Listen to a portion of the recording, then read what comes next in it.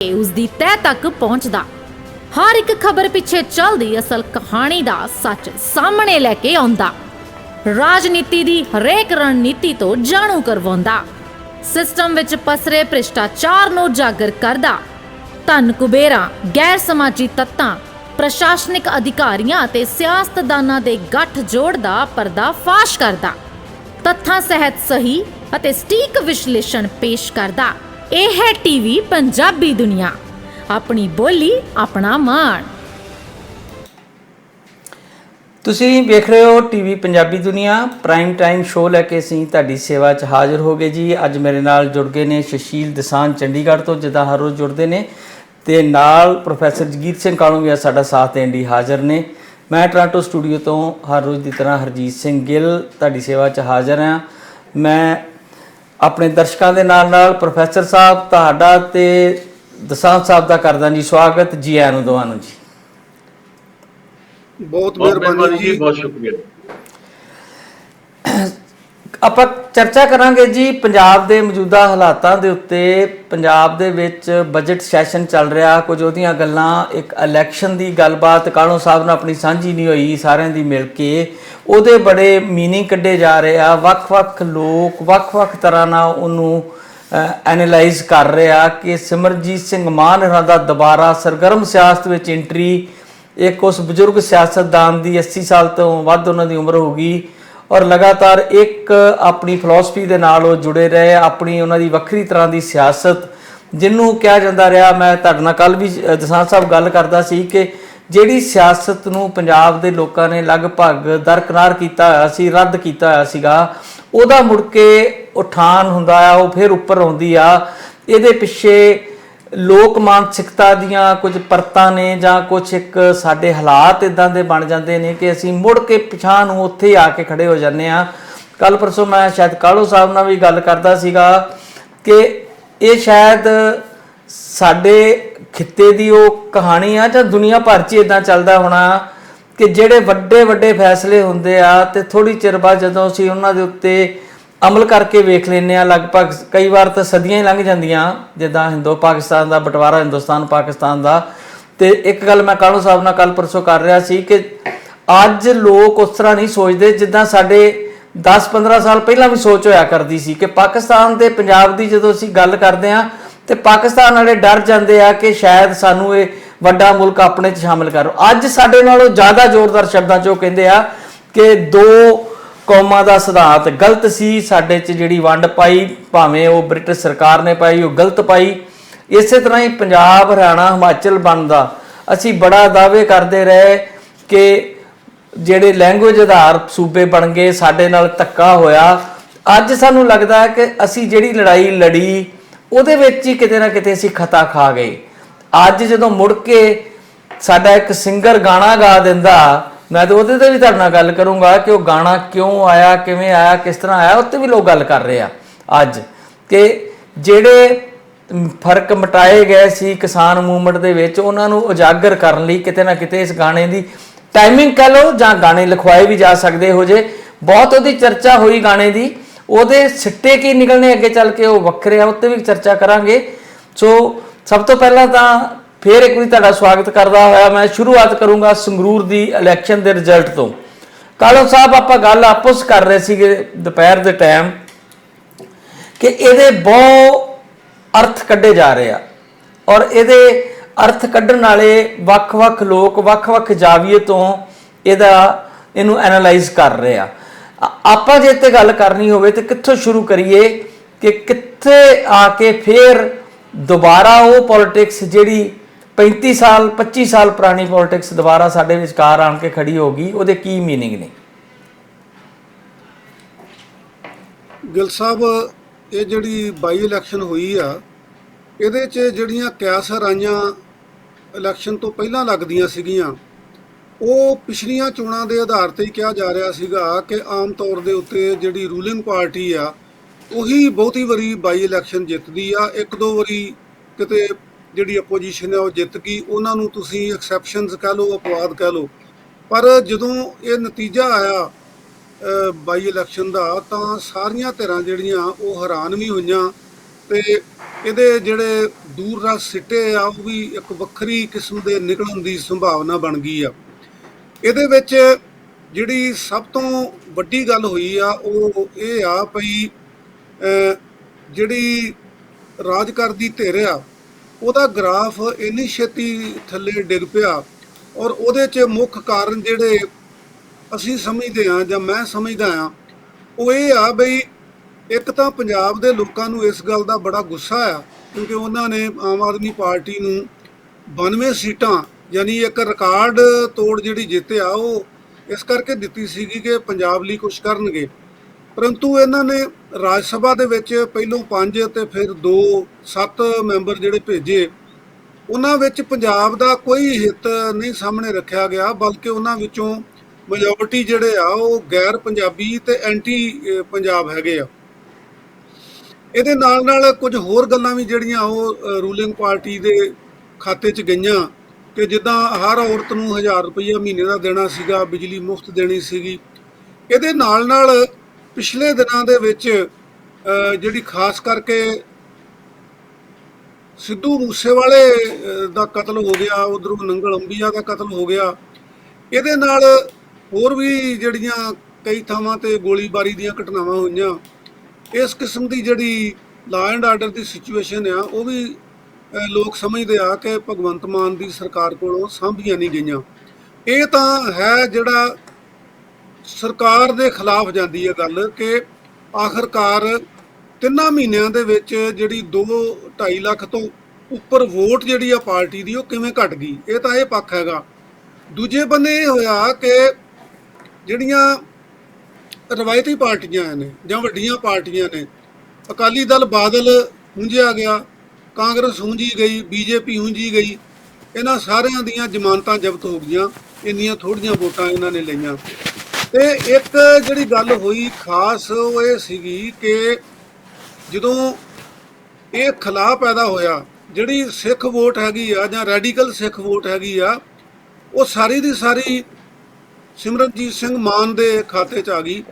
ਸਿਮਰਨਜੀਤ ਸਿੰਘ ਮਾਨ ਨੇ ਆਪਣੇ ਜਿਹੜੇ ਇਸ਼ਤਿਹਾਰ ਸੀਗੇ ਚੋਣ ਦੇ, ਉਹਨਾਂ ਦੇ ਵਿੱਚ 3 ਨੌਜਵਾਨਾਂ ਦੀਆਂ ਫੋਟੋਆਂ ਲਾਈਆਂ ਸੀਗੀਆਂ ਤੇ ਤਿੰਨੇ ਹੀ ਜਿਹੜੇ ਆ ਉਹ ਇਸ ਦੁਨੀਆ ਵਿੱਚ ਹੈ ਨਹੀਂ ਗੇ, ਜਿਨ੍ਹਾਂ ਵਿੱਚ ਦੀਪ ਸਿੱਧੂ, ਸਿੱਧੂ ਮੂਸੇਵਾਲਾ, ਨੰਗਲ ਅੰਬੀਆ। ਤੇ ਉਹ ਇਹ ਦੱਸਣ 'ਚ ਕਾਮਯਾਬ ਹੋ ਗਿਆ ਕਿ ਜਿਹੜਾ ਦੀਪ ਸਿੱਧੂ ਆ ਉਹਨੇ ਅਸੈਂਬਲੀ ਇਲੈਕਸ਼ਨਾਂ ਦੇ ਵਿੱਚ ਅਮਰਗੜ੍ਹ ਜਾ ਕੇ ਮਾਨ ਦੀ ਸਪੋਰਟ ਦੇ ਗੱਲ ਜਿਹੜੀ ਉਹ ਕੀਤੀ ਸੀਗੀ। ਤੇ ਇਹਨੇ ਇੱਕ ਹੋਰ ਗੱਲ ਵੀ ਧਮਾਈ, ਉਹ ਪਤਾ ਨਹੀਂ ਠੀਕ ਸੀ ਕਿ ਗਲਤ ਸੀ, ਪਰ ਉਹ ਲੋਕਾਂ ਦੇ ਮਨਾਂ ਵਿੱਚ ਬੈਠ ਗਈ ਕਿ ਸਿੱਧੂ ਮੂਸੇਵਾਲੇ ਨੇ ਵੀ ਕਿਹਾ ਸੀਗਾ ਕਿ ਬਈ ਮਾਨ ਸਾਹਿਬ ਮੈਂ ਤੁਹਾਡੀ ਮਦਦ ਕਰਾਂਗਾ। ਸੋ ਇਹ 3 ਤਸਵੀਰਾਂ ਜਿਹੜੀਆਂ ਇਹ ਭਾਵੇਂ ਇਹਨਾਂ ਨੂੰ ਕਿਵੇਂ ਵੀ ਸਮਝਿਆ ਜਾਏ, ਆਪਸ ਵਿੱਚ ਇਹਨਾਂ ਦਾ ਕੋਈ ਰਿਸ਼ਤਾ ਹੋਵੇ ਭਾਵੇਂ ਨਾ ਹੋਵੇ, ਪਰ ਲੋਕਾਂ ਦੇ ਮਨਾਂ ਦੇ ਵਿੱਚ ਬਹੁਤ ਵੱਡੀ ਹਮਦਰਦੀ ਜਿਹੜੀ ਆ ਉਹ 3 ਗੱਲਾਂ ਕਰਕੇ ਹੋ ਗਈ। ਤੇ ਨਾਲ ਦੀ ਨਾਲ ਜਿਹੜਾ ਸਿੱਧੂ ਮੂਸੇਵਾਲੇ ਦਾ ਗੀਤ ਆ SYL ਉਹ ਵੀ ਅਖੀਰ ਜੇ ਆਣ ਕੇ ਰਿਲੀਜ਼ ਹੋ ਗਿਆ। ਸੋ ਇਹਨਾਂ ਸਾਰੀਆਂ ਗੱਲਾਂ ਨੇ ਇਸ ਗੱਲ ਦਾ ਜਿਹੜਾ ਉਹ ਨਤੀਜਾ ਇਹ ਕੱਢਿਆ ਕਿ ਸਿਮਰਨਜੀਤ ਸਿੰਘ ਮਾਨ, ਜਿਹਨੂੰ ਪਿਛਲੇ 20 ਸਾਲ ਪੰਜਾਬ ਦੀ ਸਿਆਸਤ ਨੇ ਨਕਾਰ ਰੱਖਿਆ, ਉਹ ਪਾਰਲੀਮੈਂਟ ਦੀਆਂ ਪੌੜੀਆਂ ਚੜ੍ਹ ਗਿਆ ਔਰ ਉਹਦਾ ਜਿਹੜਾ ਏਜੰਡਾ ਹੈ ਉਹ 1999 ਦੇ ਵਿੱਚ 4 ਫੁੱਟੀ ਕਿਰਪਾਨ ਲੈ ਕੇ ਪਾਰਲੀਮੈਂਟ 'ਚ ਜਾਣਾ ਸੀਗਾ, ਉਹ ਪਾਰਲੀਮੈਂਟ ਦੇ ਬਾਹਰ ਹੀ ਬੈਠਾ ਰਿਹਾ।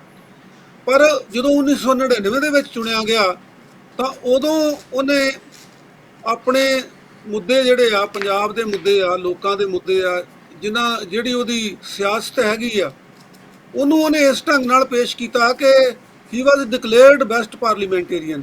ਉਹਨੂੰ ਪਾਰਲੀਮੈਂਟ ਦਾ ਵਧੀਆ ਮੈਂਬਰ ਜਿਹੜਾ ਉਹ ਐਲਾਨਿਆ ਗਿਆ। ਤੇ ਹੁਣ ਵੀ ਜਿਹੜਾ ਪੰਜਾਬ ਲਈ ਖਤਰਾ ਆ, ਭਗਵੰਤ ਮਾਨ ਦੀ ਸਰਕਾਰ ਲਈ ਖਤਰਾ ਆ, ਉਹ ਇਹ ਨਹੀਂਗਾ ਕਿ ਭਗਵੰਤ ਮਾਨ ਦੀ ਇੱਕ ਪਾਰਲੀਮੈਂਟ ਦੀ ਸੀਟ ਖੁੱਸ ਗਈ ਆ, ਉਹਦਾ ਗ੍ਰਾਫ ਥੱਲੇ ਆ ਗਿਆ। ਉਹ ਖਤਰਾ ਗਿੱਲ ਸਾਹਿਬ ਇਹ ਆ ਭਈ ਸਿਮਰਨਜੀਤ ਸਿੰਘ ਮਾਨ ਨੇ ਆਪਣਾ ਖਾਲਿਸਤਾਨ ਦਾ ਏਜੰਡਾ ਜਿਹੜਾ ਉਹ ਛੱਡਣ ਦੀ ਕੋਈ ਸੰਭਾਵਨਾ ਲੱਗਦੀ ਨਹੀਂਗੀ।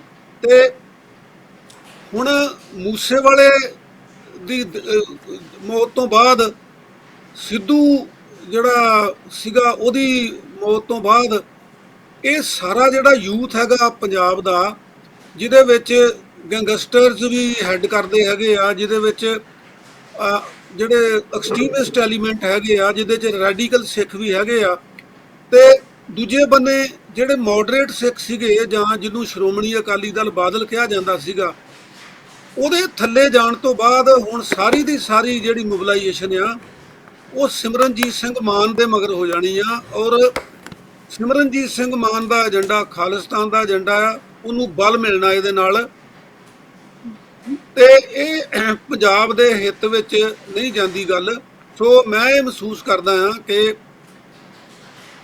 ਸਿਮਰਨਜੀਤ ਸਿੰਘ ਮਾਨ ਦਾ ਜਿੱਤਣਾ ਜਿਹੜਾ ਆ, ਇਹ ਕੋਈ ਪੰਜਾਬ ਲਈ ਸ਼ੁਭ ਸ਼ਗਨ ਨਹੀਂ ਹੈ। ਉਹ ਇੱਕ ਬਜ਼ੁਰਗ ਸਿਆਸਤਦਾਨ ਆ, ਉਹਦੀ ਜਿੱਤ ਤੇ ਉਹਨੂੰ ਵਧਾਈ ਵੀ ਦਿੱਤੀ ਜਾ ਸਕਦੀ ਆ, ਪਰ ਉਹਦਾ ਜਿਹੜਾ ਪਿਛਲਾ ਇਤਿਹਾਸ ਹੈਗਾ, ਉਹਦੇ ਚੋਂ ਕੋਈ ਸੰਭਾਵਨਾ ਨਹੀਂ ਲੱਗਦੀ ਕਿ ਉਹ ਖਾਲਿਸਤਾਨ ਦਾ ਏਜੰਡਾ ਛੱਡ ਕੇ ਤੇ ਲੋਕਾਂ ਦਾ ਏਜੰਡਾ ਜਿਹੜਾ ਉਹਦੀ ਗੱਲ ਕਰੇਗਾ।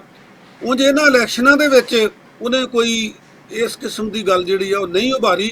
ਸੋ ਇਹ ਆਉਣ ਵਾਲੇ ਦਿਨ ਦੱਸਣਗੇ, ਪਰ ਮਹਿਸੂਸ ਇਹ ਕੀਤਾ ਜਾਂਦਾ ਆ ਕਿ ਇਹ ਪੰਜਾਬ ਲਈ ਕੋਈ ਸ਼ੁਭ ਸ਼ਗਨ ਨਹੀਂ ਹੈ। ਬਿਲਕੁਲ, ਤੁਸੀਂ ਡਿਟੇਲ 'ਚ ਸਾਰੀ ਗੱਲ ਦੱਸ ਦਿੱਤੀ ਆ। ਆਪਾਂ ਦਸਾਂਝ ਸਾਹਿਬ ਦੇ ਵੀ ਵਿਚਾਰ ਪਹਿਲਾਂ ਇਸੇ ਇਸ਼ੂ ਦੇ ਉੱਤੇ ਲੈਨੇ ਆ। ਦਸਾਂਝ ਸਾਹਿਬ, ਕਾਲੋਂ ਸਾਹਿਬ ਦਾ ਮੰਨਣਾ ਹੈ ਕਿ ਉਹਨਾਂ ਨੇ ਇਸ ਇਲੈਕਸ਼ਨ ਦੇ ਦੌਰਾਨ ਇਹੋ ਜੀ ਗੱਲ ਨਹੀਂ ਉਭਾਰੀ। ਮੈਨੂੰ ਲੱਗਦਾ ਹੈ ਕਿ ਜਿਸ ਤਰ੍ਹਾਂ ਦੀ ਗੱਲ ਐਰਕੇ ਉਭਾਰੀ ਗਈ, ਉਹ ਪਹਿਲੀਆਂ ਗੱਲਾਂ ਨਾਲੋਂ ਵੀ ਜ਼ਿਆਦਾ ਡੇਂਜਰਸ ਤਰੀਕੇ ਨਾਲ ਉਭਾਰੀ ਗਈ ਕਿ ਪੰਜਾਬ ਦੇ ਯੂਥ ਨੂੰ ਇੱਕ ਵਾਰੀ ਫੇਰ ਉਸ ਲਾਈਨ ਵੱਲ ਤੋਰਨ ਦੀ ਗੱਲ ਕੀਤੀ ਗਈ, ਜਿਹਦੇ ਤੇ ਪਹਿਲਾਂ ਅਸੀਂ ਬਹੁਤ ਸਾਰਾ ਨੁਕਸਾਨ ਪੰਜਾਬ ਦਾ ਕਰਾ ਚੁੱਕੇ ਹਾਂ, ਬਹੁਤ ਵੱਡਾ ਨੁਕਸਾਨ ਕਰਾ ਚੁੱਕੇ ਹਾਂ। ਤੇ ਇਹ ਜਿਹੜੇ ਲੀਡਰ ਲੋਕ ਨੇ, ਇਹਨਾਂ ਦੇ ਘਰਾਂ ਤੱਕ ਉਸ ਚੀਜ਼ ਦਾ ਕੋਈ ਸੇਕ ਨਹੀਂ ਪਹੁੰਚਿਆ। ਨਾ ਮਾਨ ਸਾਹਿਬ ਦੇ ਫਰਜ਼ੰਦ ਨੂੰ ਕਦੀ ਕੋਈ ਸਜ਼ਾ ਵਜ੍ਹਾ ਹੋਈ ਆ, ਨਾ ਉਹਨਾਂ ਦਾ ਕੋਈ ਉਹਨਾਂ ਦੀ ਚੀਚੀ ਤੇ ਲਹੂ ਲੱਗਿਆ ਕਿ ਉਹ ਵੀ ਕਿਤੇ ਸ਼ਹੀਦ ਬਣ ਜਾਣ। ਤੇ ਲੋਕਾਂ ਦੇ ਕਹਿੰਦੇ ਘਰਾਂ ਦੇ ਚੁੱਲ੍ਹੇ ਜਿਹੜੇ ਬਾਲਣੋਂ ਬੁੱਝ ਗਏ, ਘਾਹ ਉੱਗ ਗਿਆ, ਗੱਲਾਂ ਤੇ ਵੱਡੀਆਂ ਵੱਡੀਆਂ ਲੋਕ ਕਰਦੇ ਆ। ਤੇ ਹੋਰ ਵੀ ਬਹੁਤ ਸਾਰੇ ਐਲੀਮੈਂਟ ਜਿਹੜੇ ਖਾਲਿਸਤਾਨ ਦੀ ਮੂਵਮੈਂਟ ਨੂੰ ਸਪੋਰਟ ਕਰਦੇ ਰਹੇ ਲੰਬਾ ਸਮਾਂ, ਉਹਨਾਂ ਨੇ ਉਹਨਾਂ ਸ਼ਹੀਦ ਪਰਿਵਾਰਾਂ ਦੇ ਨਾਂ ਦੇ ਉੱਤੇ ਹੀ ਆਪਣੀ ਰਾਜਨੀਤੀ ਕੀਤੀ, ਪਰ ਉਹਨਾਂ ਲਈ ਅਸਲ ਜ਼ਿੰਦਗੀ ਦੇ ਵਿੱਚ ਕੋਈ ਕੰਮ ਨਹੀਂ ਕੀਤਾ। ਸਗੋਂ ਉਹਨਾਂ ਨੇ ਆਪਣੇ ਘਰ ਭਰ ਲਏ। ਬਾਹਰ ਵਿਦੇਸ਼ਾਂ 'ਚ ਬੈਠੇ ਬਹੁਤ ਸਾਰੇ ਲੋਕ ਐਸੇ ਅੱਗੇ ਆਏ ਜਿਨ੍ਹਾਂ ਨੇ ਇਸ ਮੂਵਮੈਂਟ ਦੇ ਨਾਂ ਦੇ ਉੱਤੇ ਬਹੁਤ ਸਾਰਾ ਲੋਕਾਂ ਦੇ ਜਜ਼ਬਾਤਾਂ ਨਾਲ ਖੇਡ ਕੇ ਧਨ ਇਕੱਠਾ ਕੀਤਾ। ਤੇ ਹੁਣ ਕਈ ਵਾਰ ਸਧਾਰਨ ਬੰਦੇ ਵੱਡੀ ਗੱਲ ਕਹਿ ਜਾਂਦੇ ਆ। ਉਹ ਅੰਮ੍ਰਿਤਸਰ ਤੋਂ ਇੱਕ ਬਲੌਗਰ ਜਿਹੜੇ ਨੇ, ਇਹਨਾਂ ਸਾਰਿਆਂ ਦੇ ਵਿਰੋਧੀ, ਮੈਂ ਅੱਜ ਕਾਲੋਂ ਸਾਹਿਬ ਨਾਲ ਵੀ ਦੁਪਹਿਰੇ ਗੱਲ ਕਰਦਾ ਸੀਗਾ, ਮੇਰੇ ਖਿਆਲ ਮੰਨਾ ਉਹਨਾਂ ਦਾ ਨਾਮ, ਮਨਜੀਤ ਸਿੰਘ ਮੰਨਾ। ਮੈਨੂੰ ਉਹਨਾਂ ਦੀ ਇੱਕ ਗੱਲ ਬੜੀ ਲੱਗੀ ਸਹੀ, ਕਹਿੰਦੇ ਆ ਕਿ 2 ਸਿੱਧੂ ਨੌਜਵਾਨ ਮਰ ਗਏ ਤੇ ਉਹਨਾਂ ਚੱਪੂਆਂ ਦੇ ਸਹਾਰੇ ਜਿਹੜੇ ਸਿਮਰਨਜੀਤ ਮਾਨ ਆ, ਉਹ ਆਪਣੀ ਬੇੜੀ ਕਿਨਾਰੇ ਲਾ ਗਏ। ਕਿਤੇ ਹੱਦ ਤੱਕ ਮੈਨੂੰ ਇਹ ਗੱਲ ਸੱਚੀ ਲੱਗਦੀ ਆ। ਅੱਜ ਹੁਣ ਚੱਪੂ 2 ਦੇ ਵੀ 3 ਗਣਾ ਤੇ ਕਾਲੋਂ ਸਾਹਿਬ ਨੇ ਕਿ ਉਹ ਨੰਗਲ ਅੰਬੀਆਂ ਦੀ ਵੀ ਨਾਲ ਤਸਵੀਰ ਲਾਈ ਫਿਰਦੇ ਸੀ। ਵੇਖਿਆ ਜਾਵੇ ਕਿ ਨੰਗਲ ਅੰਬੀਆਂ, ਸਿੱਧੂ ਮੂਸੇਵਾਲਾ, ਇਹਨਾਂ ਦੋ ਦੀ ਸਿਆਸਤ ਨਾਲ ਤੇ ਕੋਈ ਮੇਲ ਹੈ ਹੀ ਨਹੀਂ ਸੀ ਮਾਨ ਸਾਹਿਬ ਦਾ। ਤੇ ਤੀਜੀ ਜਿਹੜੀ ਇਹਨਾਂ ਨਾਲ ਜੁੜਦੀ ਗੱਲ ਹੈ, ਉਹ ਹੈ gangster culture, gun culture. Gun culture ਨੂੰ ਤਾਂ ਸ਼ਾਇਦ ਮਾਨ ਸਾਹਿਬ ਵੀ ਕਹਿਣ ਕਿ ਗੰਨਾ ਰੱਖੋ, ਜੋ ਸਾਡੇ ਅਕਾਲ ਤਖਤ ਦੇ ਜਥੇਦਾਰ ਕਹਿ ਰਹੇ ਆ ਕਿ ਤੁਸੀਂ ਅਸਲਾ ਖਰੀਦੋ ਤੇ ਅਸੀਂ ਤੁਹਾਨੂੰ ਸ਼ੂਟਿੰਗ ਰੇਂਜ ਬਣਾ ਕੇ ਦੇਵਾਂਗੇ ਗੁਰਦੁਆਰਿਆਂ 'ਚ। ਇੱਕ ਨਵੀਂ ਮਾਡਰਨ ਟੈਕਨੋਲੋਜੀ ਆ ਰਹੀ ਹੈ ਧਰਮ ਦੇ ਵਿੱਚ ਵੀ, ਜਿਹੜੀ ਹੈਰਾਨ ਕਰਨ ਵਾਲੀ ਆ। ਸਮਝ ਨਹੀਂ ਆਉਂਦੀ ਕਿ ਗੁਆਚੀ ਜ਼ਮੀਨ ਲੱਭਣ ਲਈ ਬਾਦਲ ਵਾਲੇ ਜੋ ਕਰਦੇ ਆ, ਉਹਦੇ ਲਈ ਕਿੰਨੇ ਹੱਥ ਟੋਕੇ ਬਣ ਜਾਂਦੇ ਆਲੇ ਦੁਆਲੇ। ਤੇ ਇਹ ਜਿਸ ਪਾਸੇ ਜਦੋਂ ਗੱਲ ਜਾਂਦੀ ਆ ਤੇ ਪੰਜਾਬ ਲਈ ਕਿਤੇ ਨਾ ਕਿਤੇ ਘਾਤਕ ਹੁੰਦੀ ਆ। ਇਹ ਸਾਰੇ ਨੂੰ ਤੁਸੀਂ ਕਿੱਦਾਂ ਐਨਾਲਾਈਜ਼ ਕਰਦੇ ਹੋ ਦਸਾਂਝ ਸਾਹਿਬ?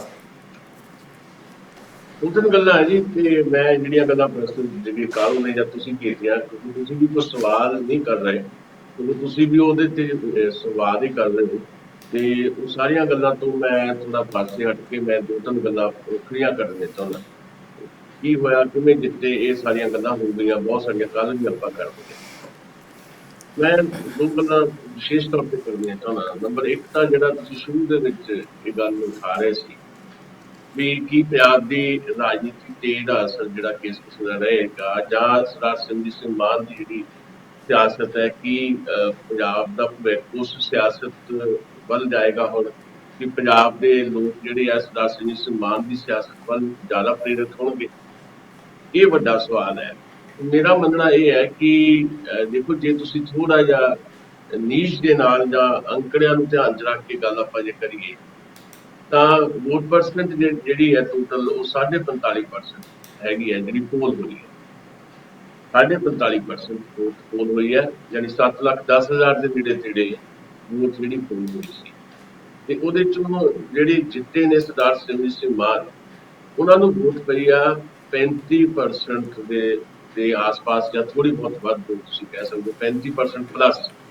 ਤੇ ਉਹਦੇ ਤੋਂ ਥੋੜੀ ਜਿਹੀ 0.6% ਜਿਹੜੀ ਘੱਟ ਪਈ ਹੈ ਉਹ ਆਮ ਆਦਮੀ ਪਾਰਟੀ ਦੀ ਬਣੀ ਸੀ।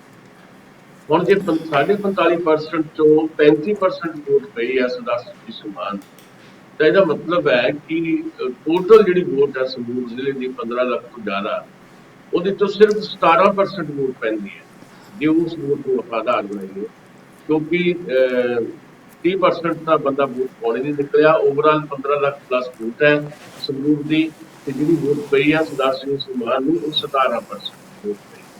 ਜੇ ਇਸ ਹਿਸਾਬ ਨਾਲ ਦੇਖੀਏ ਤਾਂ ਇਹ ਤੁਹਾਨੂੰ ਦੌਰ ਯਾਦ ਆ ਜਾਏਗਾ ਜਦੋਂ ਬੇਅੰਤ ਸਿੰਘ ਮੁੱਖ ਮੰਤਰੀ ਬਣੇ ਤੇ ਜਿਹੜੇ MLA ਜਿੱਤੇ ਵੱਖ-ਵੱਖ ਹਲਕਿਆਂ ਦੇ ਵਿੱਚੋਂ ਕੋਈ 1200 ਵੋਟ ਲੈ ਕੇ ਬਣ ਗਿਆ ਤੇ ਕੋਈ 2000 ਵੋਟ ਲੈ ਕੇ ਬਣ ਗਿਆ। ਕੁੱਲ 12% ਵੋਟ ਪਈ ਸੀ ਉਦੋਂ। ਉਹਨਾਂ ਨੂੰ ਕੁੱਲ ਮਿਲਾ ਕੇ ਕਾਂਗਰਸ ਪਾਰਟੀ ਨੂੰ ਅਕਾਲੀ ਦਲ ਦਾ ਬਾਈਕਾਟ ਸੀ। ਸੋ 17% ਵੋਟ ਨੂੰ ਤੁਸੀਂ ਇੰਪੋਜ਼ ਨਹੀਂ ਕਰ ਸਕਦੇ ਵੀ ਉਹ 17% ਵੋਟ ਲੈਣ ਵਾਲਾ ਬੰਦਾ ਜਿਹੜਾ ਆ ਉਹ ਪੰਜਾਬ ਦੀ ਰਾਜਨੀਤੀ ਨੂੰ ਲੀਡ ਕਰੇਗਾ ਆਪਾਂ ਇਸ। ਦੂਜੀ ਗੱਲ ਇਹ ਹੈ ਕਿ ਜਿਸ ਕਿਸਮ ਦੀ ਉਹਨਾਂ ਦੀ ਰਾਜਨੀਤੀ ਆ, 31 ਕਿਸਮ ਦੀ ਰਾਜਨੀਤੀ ਹੈ, ਖਾਲਿਸਤਾਨ ਦੀ ਰਾਜਨੀਤੀ ਉਹ ਕਰਦੇ ਹੈ। ਉਹ ਇਸ ਗੱਲ ਤੇ ਆਏ ਹੋਏ ਸੀ ਕਿ ਹਾਂ ਵੀ ਖਾਲਿਸਤਾਨ ਲੈਣਾ ਹੈ ਤੇ ਹੁਣ ਅਸੀਂ ਖਾਲਿਸਤਾਨ ਵੋਟਾਂ ਦਾ ਹੀ ਲੈਣਾ ਹੈ। ਉਸ ਰਾਜਨੀਤੀ ਨੂੰ ਜਿਹੜਾ ਆ ਪੰਜਾਬ ਜਿਹੜਾ ਆ ਰੱਦ ਕਰ ਚੁੱਕਾ ਬਹੁਤ ਬੁਰੀ ਤਰ੍ਹਾਂ। ਇਹ ਬਿਲਕੁਲ ਟੈਂਪਰੇਰੀ ਫੇਸ ਹੈ ਜਿਹੜਾ ਸਰਦਾਰ ਸਿਮਰਜੀਤ ਸਿੰਘ ਮਾਨ ਦਾ ਜਿੱਤਣਾ। ਉਹਦੇ ਵੱਖਰੇ ਉੱਥੇ ਕਾਰਕ ਬਣਾ ਦਿੱਤੇ ਆ ਜਗੀਰ ਕਾਲੋਂ ਨੇ, ਤੁਸੀਂ ਗੱਲਾਂ ਕਰਦੇ ਆ, ਮੈਂ ਵੀ ਕੱਲ ਪੂਰੀਆਂ ਬਹੁਤ ਗੱਲਾਂ ਕੀਤੀਆਂ ਸੀ। ਇਸ ਕਰਕੇ ਮੈਂ ਇਹਨੂੰ ਟੈਂਪਰੇਰੀ ਨਹੀਂ ਸਮਝਦਾ ਤੇ ਇੱਕ ਹਲਕੇ ਦੀ ਕਹਾਣੀ ਸਮਝਦਾ। ਇੱਕ ਹਲਕੇ ਦੀ ਕਹਾਣੀ ਹੈ ਇਹ, ਇਸ ਤੋਂ ਵੱਧ ਕੁਝ ਨਹੀਂ ਆ। ਹਾਂ, ਖਤਰਾ ਕਿੱਥੇ ਪਿਆ, ਜਿਹੜੀ ਦੂਜੀ ਗੱਲ ਮੈਂ ਖਤਰਾ ਇੱਥੇ ਪਿਆ ਕਿ ਜਿਹੜੀ ਇਹ ਸਰਦਾਰ ਸਿਮਰਜੀਤ ਸਿੰਘ ਦੀ ਰਾਜਨੀਤੀ ਅੱਜ ਹੈ, ਅੱਜ ਦੀ ਤਰੀਕ ਦੇ ਵਿੱਚ ਇਹ ਰਾਜਨੀਤੀ ਭਾਰਤੀ ਜਨਤਾ ਪਾਰਟੀ ਨੂੰ ਸੂਟ ਕਰਦੀ। ਭਾਰਤੀ ਜਨਤਾ ਪਾਰਟੀ ਇਹ ਲਾਜ਼ਮੀ ਤੌਰ ਤੇ ਚਾਹੇਗੀ ਕਿ ਸਰਦਾਰ ਸਿਮਰਜੀਤ ਸਿੰਘ ਮਾਨ ਨੂੰ ਜਿੰਨਾ ਬੂਸਟ ਕੀਤਾ ਜਾਵੇ ਤੇ ਜਿੰਨੀ ਮਦਦ ਕੀਤੀ ਜਾਵੇ ਅੰਦਰ ਖਾਤੇ। ਪਤਾ ਤੁਹਾਨੂੰ ਭਾਰਤੀ ਜਨਤਾ ਪਾਰਟੀ ਕੀ ਕੁਝ ਕਰਦੀ ਹੈ। ਜਿਸ ਤਰ੍ਹਾਂ ਸੰਤ ਜਰਨੈਲ ਸਿੰਘ ਭਿੰਡਰਾਂਵਾਲਿਆਂ ਨੂੰ ਲਿਆਂਦਾ ਗਿਆ ਕਾਂਗਰਸ ਪਾਰਟੀ ਵੱਲੋਂ ਸ਼੍ਰੋਮਣੀ ਅਕਾਲੀ ਦਲ ਨੂੰ ਖਤਮ ਕਰਨ ਵਾਸਤੇ, ਤੇ ਵੱਖਰੀ ਗੱਲ ਹੈ ਕਿ ਪੈਰਲਰ ਇੱਕ ਤਾਕਤ ਬਣ ਗਿਆ, ਸੰਤ ਜਰਨੈਲ ਸਿੰਘ ਭਿੰਡਰਾਂਵਾਲੇ ਕਾਂਗਰਸ ਦੇ ਹੱਥਾਂ ਚੋਂ ਨਿਕਲ ਗਏ। ਉਸੇ ਤਰ੍ਹਾਂ ਅੱਜ ਸਿਮਰਜੀਤ ਸਿੰਘ ਮਾਨ ਨੂੰ ਸ਼੍ਰੋਮਣੀ ਅਕਾਲੀ ਦਲ ਦੀ ਜ਼ਮੀਨ ਨੂੰ ਖਤਮ ਕਰਨ ਵਾਸਤੇ ਭਾਰਤੀ ਜਨਤਾ ਪਾਰਟੀ ਵਰਤੇਗੀ। ਉਹਦੀ ਮਿਸਾਲ ਤੁਸੀਂ ਦੇਖ ਸਕਦੇ ਹੋ ਵੀ ਜਿਹੜੀ ਭਾਰਤੀ ਜਨਤਾ ਪਾਰਟੀ ਜਿਹੜੀ ਹੈ ਉਹ ਇੱਕ ਕਿਸਮ ਦੀ ਹੇਟ ਕ੍ਰੀਏਟ ਹੋ ਚੁੱਕੀ ਸੀ ਜਿਹਦੇ ਲਈ ਉਸ ਭਾਰਤੀ ਜਨਤਾ ਪਾਰਟੀ ਦੇ ਕੈਂਡੀਡੇਟ ਕੇਵਲ ਸਿੰਘ ਢਿੱਲੋਂ ਨੂੰ ਲਗਭਗ ਕਾਂਗਰਸ ਦੇ ਬਰਾਬਰ ਵੋਟਾਂ ਮਿਲੀਆਂ ਪੈ। ਭਾਵੇਂ ਕੇਵਲ ਸਿੰਘ ਢਿੱਲੋਂ ਦੀ ਪਰਸਨਲ ਵੋਟ ਵੀ ਇਹਨੂੰ ਚੋ ਸਕਦਾ, ਕਿਉਂਕਿ ਕਾਂਗਰਸ ਪਾਰਟੀ ਵੱਲੋਂ ਪਿਛਲੀ ਵਾਰ ਕੈਂਡੀਡੇਟ ਸੀ 3.5 ਲੱਖ ਦੇ ਨੇੜੇ ਕਿਹੜੇ ਵੋਟ ਲੈ ਕੇ ਗਏ। ਪਰ ਇਸ ਤਰ੍ਹਾਂ ਦੇ ਚਿਹਰੇ ਹੋਰ ਲੱਭ ਕੇ ਬੀਜੇਪੀ ਉਹਨਾਂ ਨੂੰ ਆਪਣੇ ਸ਼ਾਮਲ ਕਰਾ ਕੇ ਤੇ ਸਿਮਰਜੀਤ ਸਿੰਘ ਮਾਨ ਨੂੰ ਬਕਾਇਦਾ ਹਵਾ ਦੇ ਕੇ ਤੇ ਸ਼੍ਰੋਮਣੀ ਗੁਰਦੁਆਰਾ, ਤੀਜੀ ਗੱਲ ਸ਼੍ਰੋਮਣੀ ਗੁਰਦੁਆਰਾ ਪ੍ਰਬੰਧਕ ਕਮੇਟੀ ਵੱਲੋਂ ਵਧਾ, ਕਿਉਂਕਿ ਜਿੰਨੀ ਦੇਰ ਤੱਕ ਅਕਾਲੀਆਂ ਤੋਂ ਸ਼੍ਰੋਮਣੀ ਗੁਰਦੁਆਰਾ ਪ੍ਰਬੰਧਕ ਕਮੇਟੀ ਜਿਹੜੀ ਨਹੀਂ ਲਈ ਜਾਂਦੀ ਉਨੀ ਦੇਰ ਤੱਕ ਭਾਰਤੀ ਜਨਤਾ ਪਾਰਟੀ ਦਾ ਇਹ ਮਕਸਦ ਪੂਰਾ ਹੈ। ਦਿੱਲੀ ਵਾਲੀ ਕਮੇਟੀ ਤੇ ਡਾਇਰੈਕਟ ਇਨਡਾਇਰੈਕਟ ਕਬਜ਼ਾ ਕਰ ਲਿਆ ਬੀਜੇਪੀ ਨੇ। ਆ ਜਿਹੜਾ ਸਾਡੀ ਸ਼੍ਰੋਮਣੀ ਕਮੇਟੀ ਹੈ ਤੇ ਉਹਨੇ ਕਬਜ਼ਾ ਕਰਨਾ ਆ, ਕਿਹਦੇ ਰਾਹੀਂ ਕਰਵਾਉਣਾ ਉਹ ਦਿਖਾਈ ਦੇਣ ਲੱਗ ਪਿਆ ਸਰਦਾਰ ਸਿਮਰਜੀਤ ਸਿੰਘ ਮਾਨ। ਇਹ ਬੜੀ ਕਹਿ ਲਓ ਵੀ ਡੂੰਘੀ ਜਿਹੀ ਗੇਮ ਹੈ। ਇਸ ਗੇਮ ਨੂੰ ਸਮਝਣ ਦੀ ਜ਼ਰੂਰਤ ਹੈ। ਅੰਕੜੇ ਇਹ ਕਹਿੰਦੇ ਹੈ ਜਾਂ ਪੰਜਾਬ ਦੀ ਮਾਨਸਿਕਤਾ ਇਹ ਕਹਿੰਦੀ ਹੈ ਕਿ ਸਿਮਰਜੀਤ ਸਿੰਘ ਮਾਨ ਦੀ ਜਿਹੜੀ ਸਿਆਸਤ ਹੈ ਉਹ ਪੰਜਾਬ ਦੇ ਵਿੱਚ ਵੇਲਾ ਵਿਆਹ ਚੁੱਕੀ ਆ। ਉਹ ਨਹੀਂ ਕਿਸੇ ਵੀ ਕੀਮਤ ਦੇ ਉੱਤੇ ਪੰਜਾਬ ਦੇ ਵਿੱਚ ਸਾਰੇ ਪੰਜਾਬ ਤੇ ਇੰਪੋਜ਼ ਕੀਤੀ ਜਾ ਸਕਦੀ ਹੈ। ਟੈਂਪਰੇਰੀ ਫੇਸ ਹੈ, ਪਰ ਜਿਹੜੀਆਂ ਐਫਰਟਸ ਹੋਣਗੀਆਂ ਭਾਰਤੀ ਜਨਤਾ ਪਾਰਟੀ ਤੋਂ ਇਹ ਸਿੰਗਲ ਤੇ ਹੋਣਗੀਆਂ ਕਿ ਸ਼੍ਰੋਮਣੀ ਅਕਾਲੀ ਦਲ ਦੇ ਮੁਕਾਬਲੇ ਸਿਮਰਜੀਤ ਸਿੰਘ ਮਾਨ ਨੂੰ ਜਿਹੜਾ ਹੈ ਉਹ ਖੜਾ ਕਰਨਾ। ਅੱਛਾ ਦਸਾਂਝ ਸਾਹਿਬ, ਆਪਾਂ ਤਿੰਨੇ ਜਣੇ ਇਹ ਗੱਲ ਕਰ ਰਹੇ ਹਾਂ, ਕਿਤੇ ਆਪਾਂ ਇੱਕ ਚੀਜ਼ ਫੈਕਟਰ ਨੂੰ ਇਗਨੋਰ ਤੇ ਨਹੀਂ ਕਰ ਰਹੇ ਜਾਂ ਉਹ ਫੈਕਟਰ ਹੈ ਹੀ ਨਹੀਂ। ਪਿਛਲੀ ਵਾਰ ਕਿਹਾ ਜਾਂਦਾ ਸੀਗਾ ਕਿ ਜਿਹੜੇ ਘਾਗ ਸਿਆਸਤਦਾਨ ਹੁੰਦੇ ਆ, ਪਾਰਟੀਆਂ ਹੁੰਦੀਆਂ, ਉਹ ਪਹਿਲਾਂ ਹੀ ਅਨੁਭਵ ਕਰ ਲੈਂਦੀਆਂ। ਆਪਾਂ ਸਮਝ ਸਕਦੇ ਹਾਂ ਕਿ ਕੇਵਲ ਸਿੰਘ ਢਿੱਲੋਂ ਨੂੰ ਵੀ ਪਤਾ ਹੋਏਗਾ ਕਿ ਮੈਂ ਵਿਨਿੰਗ ਕੈਂਡੀਡੇਟ ਨਹੀਂ ਆ, ਤੇ ਪਤਾ ਇਹ ਕਾਂਗਰਸ ਨੂੰ ਵੀ ਸੀਗਾ ਕਿ ਸਾਡਾ ਕੈਂਡੀਡੇਟ ਭਾਵੇਂ ਜਿੰਨਾ ਮਰਜ਼ੀ ਐਕਟਿਵ ਰਿਹਾ ਉਸ ਹਲਕੇ 'ਚ, ਉਹ ਇਹਨਾਂ ਹਾਲਾਤਾਂ ਦੇ ਵਿੱਚ ਵਿਨਿੰਗ ਕੈਂਡੀਡੇਟ ਨਹੀਂ। ਤੇ ਅਸੀਂ ਵੀ ਗੱਲ ਕਰਦੇ ਰਹੇ, ਤੁਸੀਂ ਤੇ ਮੈਂ ਖਾਸ ਕਰਕੇ ਰੋਜ਼ ਗੱਲ ਕਰਦੇ ਰਹੇ ਕਿ ਇਹਨਾਂ ਹਾਲਾਤਾਂ ਦੇ ਬਾਵਜੂਦ ਆਮ ਆਦਮੀ ਪਾਰਟੀ ਦਾ ਹੱਥ ਉੱਤੇ ਆ ਤੇ ਉਹ ਜਿੱਤੇਗੀ। ਜੇ ਤੁਹਾਨੂੰ ਤੇ ਮੈਨੂੰ ਪਤਾ ਸੀਗਾ ਤੇ ਇਹ ਗੱਲ ਬਾਕੀ ਪਾਰਟੀਆਂ ਨੂੰ ਵੀ ਪਤਾ ਹੋ ਸਕਦੀ ਆ। ਤੇ ਜਦੋਂ ਬਦਲਦੇ ਹੋਏ ਮਾਹੌਲ ਵਿੱਚ ਠਿੱਬੀ ਲਾਉਣੀ ਹੁੰਦੀ ਆ ਤੇ 2017 ਦੀ ਇਲੈਕਸ਼ਨ 'ਚ ਅਸੀਂ ਸਾਰੇ ਇਸ ਗੱਲ ਨਾਲ ਸਹਿਮਤ ਹੋ ਗਏ ਅਖੀਰ 'ਚ ਆ ਕੇ ਕਿ ਉਹ ਸਾਰੀਆਂ ਧਿਰਾਂ ਨੇ ਇੱਕ ਮੱਤ ਹੋ ਕੇ ਬਣਾ ਲਿਆ ਕਿ ਆਪਣਾ ਵੋਟ ਭੁਗਤਾ ਦਿਓ ਦੂਜੇ ਪਾਸੇ, ਇਹਨਾਂ ਨੂੰ ਨਹੀਂ ਜਿੱਤਣ ਦੇਣਾ। ਕਿਤੇ ਉਹ ਗੇਮ ਐਰਕੀ ਵੀ ਚੱਲੀ ਹੈ ਛੁਪ ਛੁਪ ਕੇ, ਤੁਹਾਨੂੰ ਲੱਗਦਾ ਕਿਤੇ? ਬਿਲਕੁਲ ਬਿਲਕੁਲ, ਜਿਹੜੀ ਵੋਟ ਘਰ ਬੈਠ ਗਈ ਉਹ ਵੀ ਖਿਲਾਫ ਹੀ ਜਾਂਦੀ ਹੁੰਦੀ ਹੈ ਸੱਤਾ ਦੀ। ਹਾਂਜੀ, ਮਤਲਬ ਜਿਹੜੀ ਵੋਟ ਨਿਰਾਸ਼ ਹੋ ਕੇ ਉਹ ਬਿਲਕੁਲ ਉਦਾਂ ਦੀ ਗੱਲ ਹੈ ਜਿੱਦਾਂ ਪਾਰਟੀਆਂ ਵਾਲੇ ਵਾਕ ਆਊਟ ਕਰ ਜਾਂਦੇ ਸੀ, ਖਾਸ ਕਰਕੇ ਲੈਫਟ ਵਾਲੇ ਕਾਂਗਰਸ ਦੇ ਵੇਲੇ, ਤੇ ਬਿੱਲ ਪਾਸ ਹੋ ਜਾਂਦਾ ਸੀਗਾ ਚੁੱਪ ਚਪੀਤੇ ਹੀ, ਤੇ ਉਹ ਸੱਚੇ ਦੇ ਸੱਚੇ ਵੀ ਰਹਿ ਜਾਂਦੇ ਸੀ। ਤੇ ਵੋਟਰਾਂ ਨੂੰ ਜੇ ਘਰ ਬਿਠਾਤਾ ਵੀ ਭਾਈ ਕੋਈ ਲੋੜ ਨਹੀਂ ਐਰਕੀ ਬਹੁਤਾ ਉਤਸ਼ਾਹ ਦਿਖਾਉਣ ਦੀ, ਕੋਈ ਨਹੀਂ ਵੇਖੀ ਜਾਊਗੀ, ਉਹ ਵੀ ਇੱਕ ਕਿਸਮ ਦੀ ਮਤਲਬ ਵੋਟ ਨੂੰ ਮਤਲਬ ਖਰਾਬ ਕਰਨ ਵਾਲੀ ਗੱਲ ਸੀਗੀ ਨਾ। ਮਤਲਬ ਜਿਹੜੀ ਵੋਟ ਪਰਸੈਂਟੇਜ ਹੁਣ ਸਾਡੇ ਸਾਹਮਣੇ 45% ਹੈ, ਇਸ 47% ਜੇ ਹੋਈ ਹੁੰਦੀ ਤਾਂ ਨਤੀਜਾ ਉਲਟ ਹੋਣਾ ਸੀ। ਕਿਉਂਕਿ ਜਿਹੜੀ ਵੋਟ ਬੈਠ ਗਈ, ਅਸੀਂ ਵੋਟਿੰਗ ਜਿੱਦਣ ਹੋਈ ਉਦੋਂ ਗੱਲ ਬੜੀ ਸਪਸ਼ਟ ਤੌਰ ਤੇ ਕਹੀ ਸੀ ਵੀ ਜਿਹੜੀ ਵੋਟ ਘਰੇ ਰਹਿ ਗਈ ਆ, ਆਈ ਨਹੀਂ ਹੈਗੀ, ਚਾਹੇ ਉਹ ਬਜ਼ੁਰਗ ਹੈ ਚਾਹੇ ਔਰਤਾਂ ਆ, ਉਹ ਲਗਭਗ 90-95% ਵੋਟ ਜਿਹੜੀ ਝਾੜੂ ਨੂੰ ਪਈ ਸੀ ਪਿਛਲੀ ਵਾਰ। ਇਹਦੇ 'ਚ ਕੋਈ ਦੋ ਰਾਵਾ ਨਹੀਂ। ਸੋ ਇਹ ਗੱਲ ਜਿਹੜੀ ਤੁਸੀਂ ਕਹਿ ਰਹੇ ਹੋ, ਇਹ ਗੱਲ ਜਿਹੜੀ ਖੁਸ਼ੀ ਜ਼ਾਹਰ ਕਰ ਰਿਹਾ ਹੈ ਵਿਰੋਧੀ ਧਿਰ ਜਿਹੜੀ ਹੈ, ਚਾਹੇ ਉਹ ਅਕਾਲੀ ਹੈ, ਚਾਹੇ ਉਹ ਬੀਜੇਪੀ ਹੈ, ਚਾਹੇ ਕਾਂਗਰਸ ਹੈ, ਜਿਹੜੀ ਉਹ ਖੁਸ਼ੀ ਜ਼ਾਹਰ ਕਰ ਰਹੇ ਨੇ ਵੀ ਉਹਨਾਂ ਨੂੰ ਇਹ ਲੱਗਦਾ ਹੈ ਕਿ ਉਹਨਾਂ ਨੂੰ ਆਪਣੀ ਹਾਰ ਦਾ ਕੋਈ ਗਮ ਨਹੀਂ ਹੈ, ਉਹਨਾਂ ਨੂੰ ਆਮ ਆਦਮੀ ਪਾਰਟੀ ਦੇ ਹਾਰਨ ਦੀ ਜ਼ਿਆਦਾ ਖੁਸ਼ੀ ਹੈ। ਇਹ ਬਿਲਕੁਲ ਸਾਫ਼ ਦਿਖਾਈ ਦੇ ਰਿਹਾ ਉਹਨਾਂ ਦੀਆਂ ਗੱਲਾਂ 'ਚ ਦਿਖਾਈ ਦਿੰਦਾ। ਸੋ ਇਸ ਕਰਕੇ ਇਹਦੇ 'ਚ ਕੋਈ ਦੋ ਰਾਮਾ ਨਹੀਂ ਵੀ ਜਿਹੜੀ ਐਡੇ ਵੱਡੇ ਪੱਧਰ ਦੇ ਉੱਤੇ ਵੋਟ ਡਰੌਪ ਹੋਈ ਹੈ, ਉਹਦੇ ਪਿੱਛੇ ਇੱਕ ਸੋਚੀ ਸਮਝੀ ਕੋਈ ਨਾ ਕੋਈ ਰਣਨੀਤੀ ਕੰਮ ਕਰਦੀ। ਅੱਛਾ ਕਾਲੋ ਸਾਹਿਬ, ਮੈਂ ਤੁਹਾਡੇ ਵੱਲ ਪਰਤਦਾ ਵਾਂ, ਜਿਹੜੀ ਸਿੱਖ ਰਾਜਨੀਤੀ ਆ ਜਾਂ ਪੰਜਾਬ ਦੀ ਰਾਜਨੀਤੀ ਮੋਟੇ ਤੌਰ ਤੇ, ਉਹਦੇ ਵਿੱਚ ਜਿਹੜੀਆਂ ਸਿੱਖ ਪਰੰਪਰਾਵਾਂ ਨੇ ਉਹਦਾ ਬੜਾ ਗਹਿਰਾ ਅਸਰ ਰਹਿੰਦਾ ਆ। ਭਾਵੇਂ ਆਪਾਂ ਇਹਨੂੰ ਕਹਿੰਦੇ ਆ ਕਿ ਸਿੱਖ ਡੋਮੀਨੇਟਡ ਸਟੇਟ ਆ, ਪਰ ਨਾਲ ਦੀ ਨਾਲ ਇੱਕ ਸੈਕੂਲਰ ਸਟੇਟ ਆ। ਬਾਕੀ ਭਾਰਤ ਨਾਲੋਂ ਵੱਖਰਾ ਸੋਚਦੇ ਹਾਂ ਅਸੀਂ ਪੰਜਾਬੀ। ਪੰਜਾਬ ਦਾ ਹਿੰਦੂ ਵੀ ਵੱਖਰਾ ਸੋਚਦਾ। ਵੱਖਰੀ ਗੱਲ ਹੈ ਕਿ ਕੁਝ ਇੱਕ ਵਿੱਚ ਤੱਤ ਇਹੋ ਜਿਹੇ ਆ ਜਾਂਦੇ ਆ, ਉਹ ਸੂਰੀ ਵਰਗੇ ਜਾਂ ਕੁਝ ਇੱਕ ਜਿਹੜੇ ਮਾਹੌਲ ਨੂੰ ਖਰਾਬ ਕਰਨ ਵਾਲੇ ਹੁੰਦੇ ਆ। ਨਹੀਂ ਤੇ ਇਨ ਦਾ ਬ੍ਰੌਡਰ ਸੈਂਸ ਪੰਜਾਬ ਦਾ ਹਿੰਦੂ ਕਈ ਵਾਰ ਪੰਜਾਬ ਦੇ ਸਿੱਖ ਤੋਂ ਜ਼ਿਆਦਾ ਵੱਡਾ ਸਿੱਖ ਨਜ਼ਰ ਆਉਂਦਾ ਸਾਨੂੰ।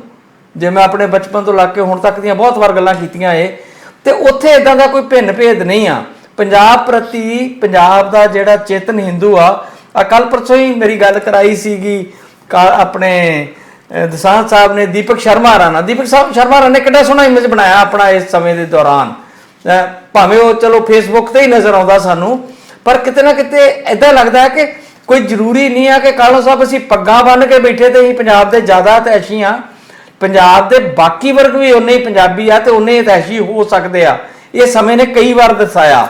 ਪੰਜਾਬੀ ਲੈਂਗੁਏਜ ਵਾਸਤੇ ਅਸੀਂ ਜੇ ਵੇਖੀਏ, ਸ਼ਿਵ ਬਟਾਲਵੀ ਤੋਂ ਲੈ ਕੇ ਬਹੁਤ ਸਾਰੇ ਵੱਡੇ ਲੇਖਕ ਤੇ ਹੋਣ ਵਾਲੇ ਲੋਕ ਵੀ ਲੜਾਈ ਲੜ ਰਹੇ ਆ। ਉਹਨਾਂ ਵਿੱਚ ਜ਼ਰੂਰੀ ਨਹੀਂ ਕਿ ਪੱਗਾਂ ਵਾਲੇ ਸਿੱਖ ਹੀ ਹੋਣ। ਇੱਕ ਤਾਂ ਇਹ ਵਿੱਚ ਪੁਆਇੰਟ ਮੈਂ ਤੁਹਾਡੇ ਨਾਲ ਸਾਂਝਾ ਕਰਨਾ ਚਾਹੁੰਦਾ ਹਾਂ।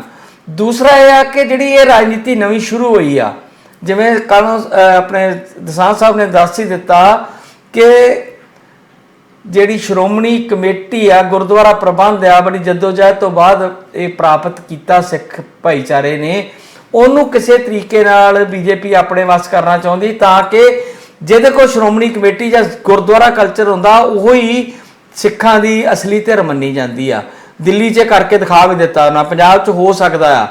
ਤੇ ਲੋਕੀ ਸੁਖਬੀਰ ਬਾਦਲ ਦੀ ਪੋਲੀਟਿਕਸ ਤੋਂ ਇੰਨੇ ਕੁ ਨਿਰਾਸ਼ ਨੇ, ਉਹ ਕਹਿੰਦੇ ਕਾਲਾ ਚੋਰ ਆ ਜੇ, ਭਾਵੇਂ ਸਿਮਰਨਜੀਤ ਮਾਨ ਆ ਜੇ, ਭਾਵੇਂ ਵਡਾਲਾ ਆ ਜੇ, ਭਾਵੇਂ ਭਾਈ ਰਣਜੀਤ ਸਿੰਘ ਆ ਜੇ, ਇਹਨਾਂ ਕੋਲ ਇੱਕ ਵਾਰੀ ਛੁਟਕਾਰਾ ਹੋ ਜੇ, ਫਿਰ ਉਹਨਾਂ ਨੂੰ ਵੀ ਸਿੱਝ ਲਾਂਗੇ।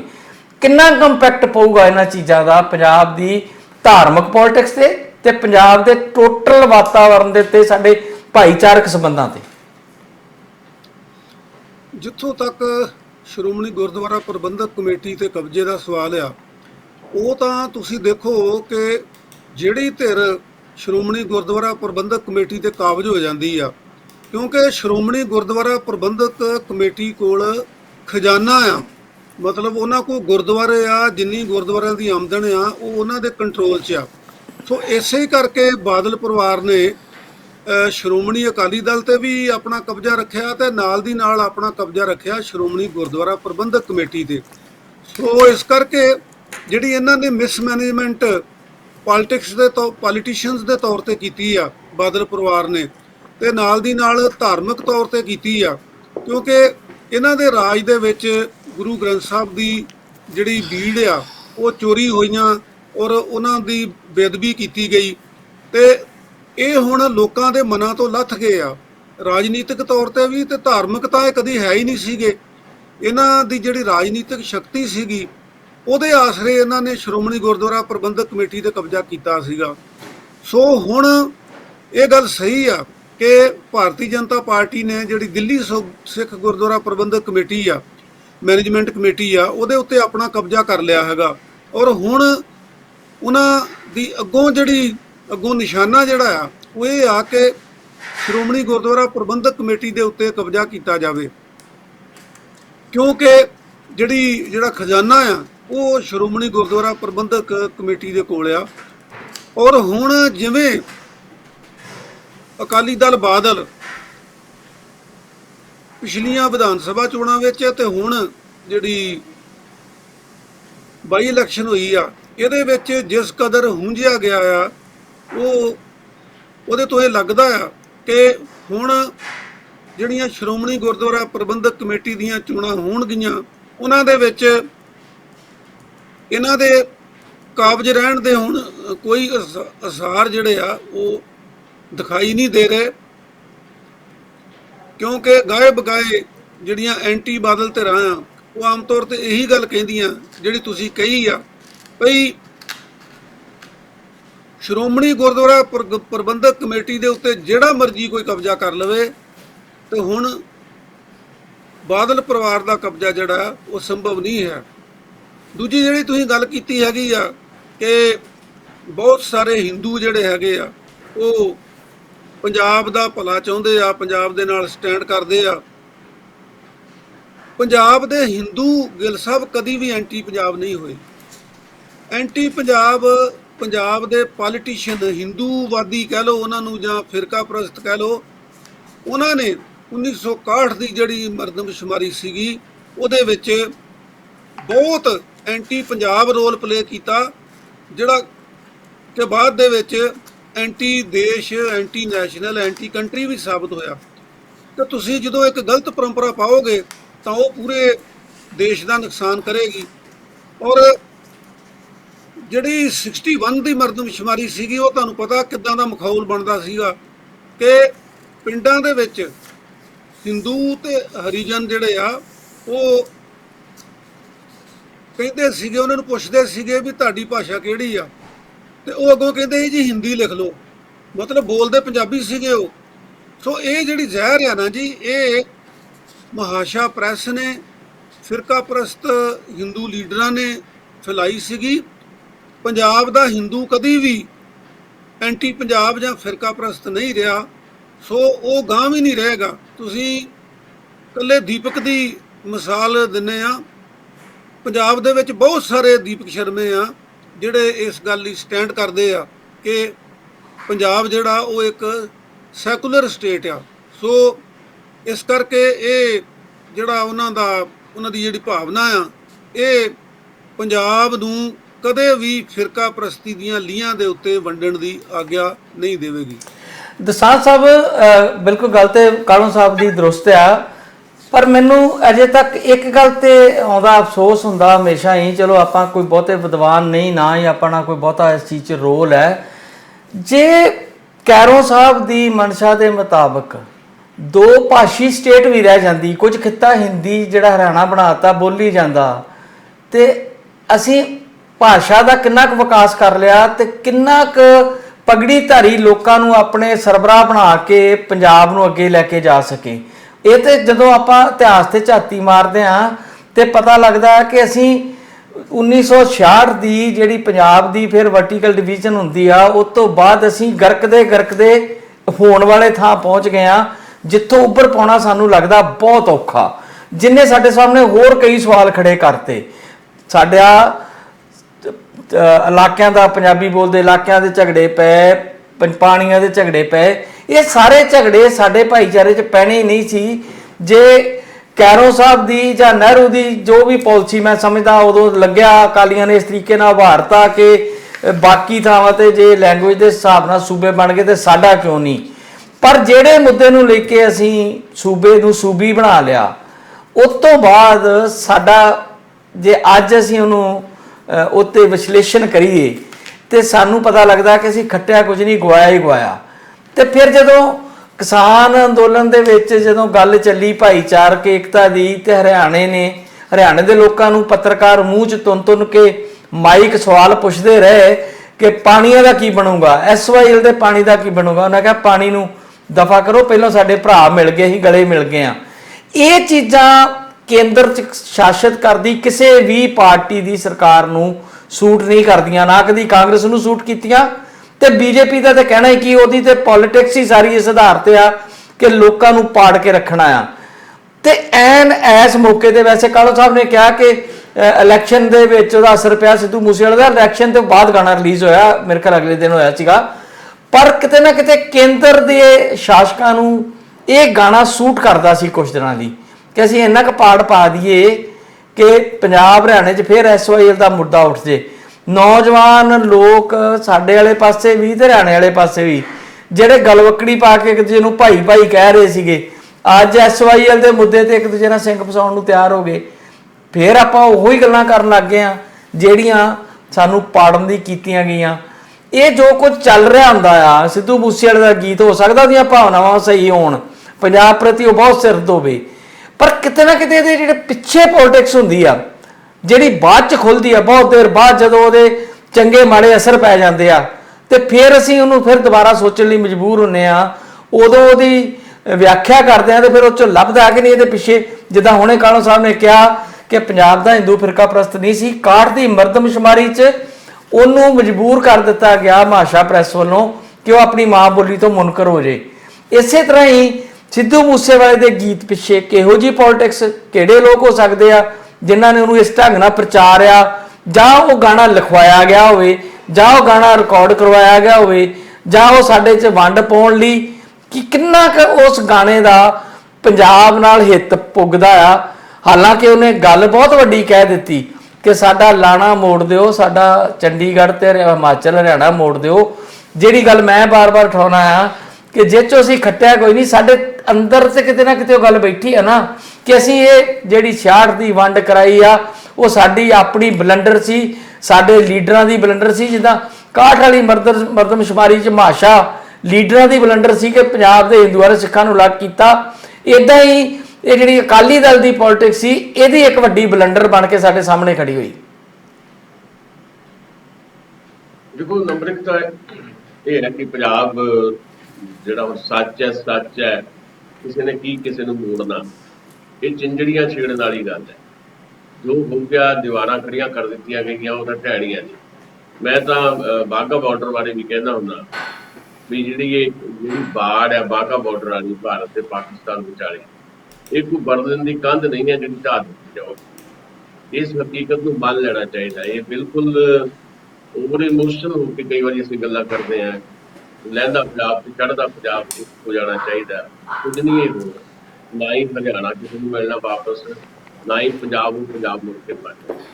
ਸਗੋਂ ਇਹ ਗੀਤ ਦੇ ਬਹਾਨੇ ਦੇ ਨਾਲ ਜਿਹੜਾ ਹੈ ਨਵੀਂ ਜ਼ਿੰਦਗੀ ਛੇੜਨ ਵਾਲੀ ਗੱਲ ਹੁੰਦੀ ਹੈ। ਤੇ ਉਹ ਜਿਹੜਾ ਭਾਈਚਾਰੇ ਦਾ ਤੁਸੀਂ ਜ਼ਿਕਰ ਕੀਤਾ ਉਹਦੇ ਤੇ ਕਿਤੇ ਨਾ ਕਿਤੇ ਟੱਕ ਵੱਜਦਾ ਦਿਖਾਈ ਦਿੰਦਾ ਸੀ ਉਹਨੂੰ, ਕਿਉਂਕਿ ਹਰਿਆਣੇ ਦੇ ਜਿਹੜੇ ਪੋਲੀਟੀਸ਼ੀਅਨ ਆ ਉਹ ਵੀ ਇਸ ਗੱਲ ਨੂੰ ਪੋਲੀਟੀਸਾਈਜ਼ ਕਰ ਰਹੇ ਸੀ। ਕੀ ਸੋਚ ਕੇ ਹੁਣ YouTube ਤੋਂ ਜਿਹੜਾ ਇਹ ਗਾਣਾ ਬੈਨ ਕੀਤਾ ਗਿਆ, ਇਹਦੇ ਬਾਰੇ ਭਾਵੇਂ ਸਪਸ਼ਟ ਤੌਰ ਤੇ ਤਾਂ ਮੈਂ ਕੁਝ ਨਹੀਂ ਕਹਿ ਸਕਦਾ, ਪਰ ਮੈਨੂੰ ਲੱਗਦਾ ਹੈ ਕਿ ਹਾਲੇ ਸਮਾਂ ਪਿਆ 2024 ਦੇ ਬਿਲਕੁਲ ਐਨ ਜੋ 2024 ਦੀਆਂ ਚੋਣਾਂ ਸਿਰ ਤੇ ਹੋਣਗੀਆਂ, ਜੇ ਹੁਣ ਸਰਕਾਰਾਂ ਜਾਂ ਜਿਹੜੇ ਪੋਲੀਟੀਸ਼ੀਅਨ ਉਹ ਇਹ ਮੰਨ ਕੇ ਤੁਰ ਰਹੇ ਆ ਕਿ ਕੋਈ ਇੱਕ ਗੀਤ ਦੀ ਜਿਹੜੀ ਸੈਂਸਿਬਿਲਿਟੀ ਜਿਹੜੀ ਹੈ ਉਹਦੇ 'ਚ ਅਸਰ ਪਾ ਸਕਦਾ ਹੈ। ਤੇ ਇੱਦਾਂ ਦੇ ਪਤਾ ਨਹੀਂ ਹੋਰ ਕਿੰਨੇ ਤਮਾਸ਼ੇ ਹੋਰ ਅਸੀਂ ਦੇਖਦੇ ਹਾਂ। ਬਹੁਤ ਖਤਰਨਾਕ ਦੌਰ ਦੇ ਵਿੱਚ ਅਸੀਂ ਗੁਜ਼ਰ ਰਹੇ ਹਾਂ।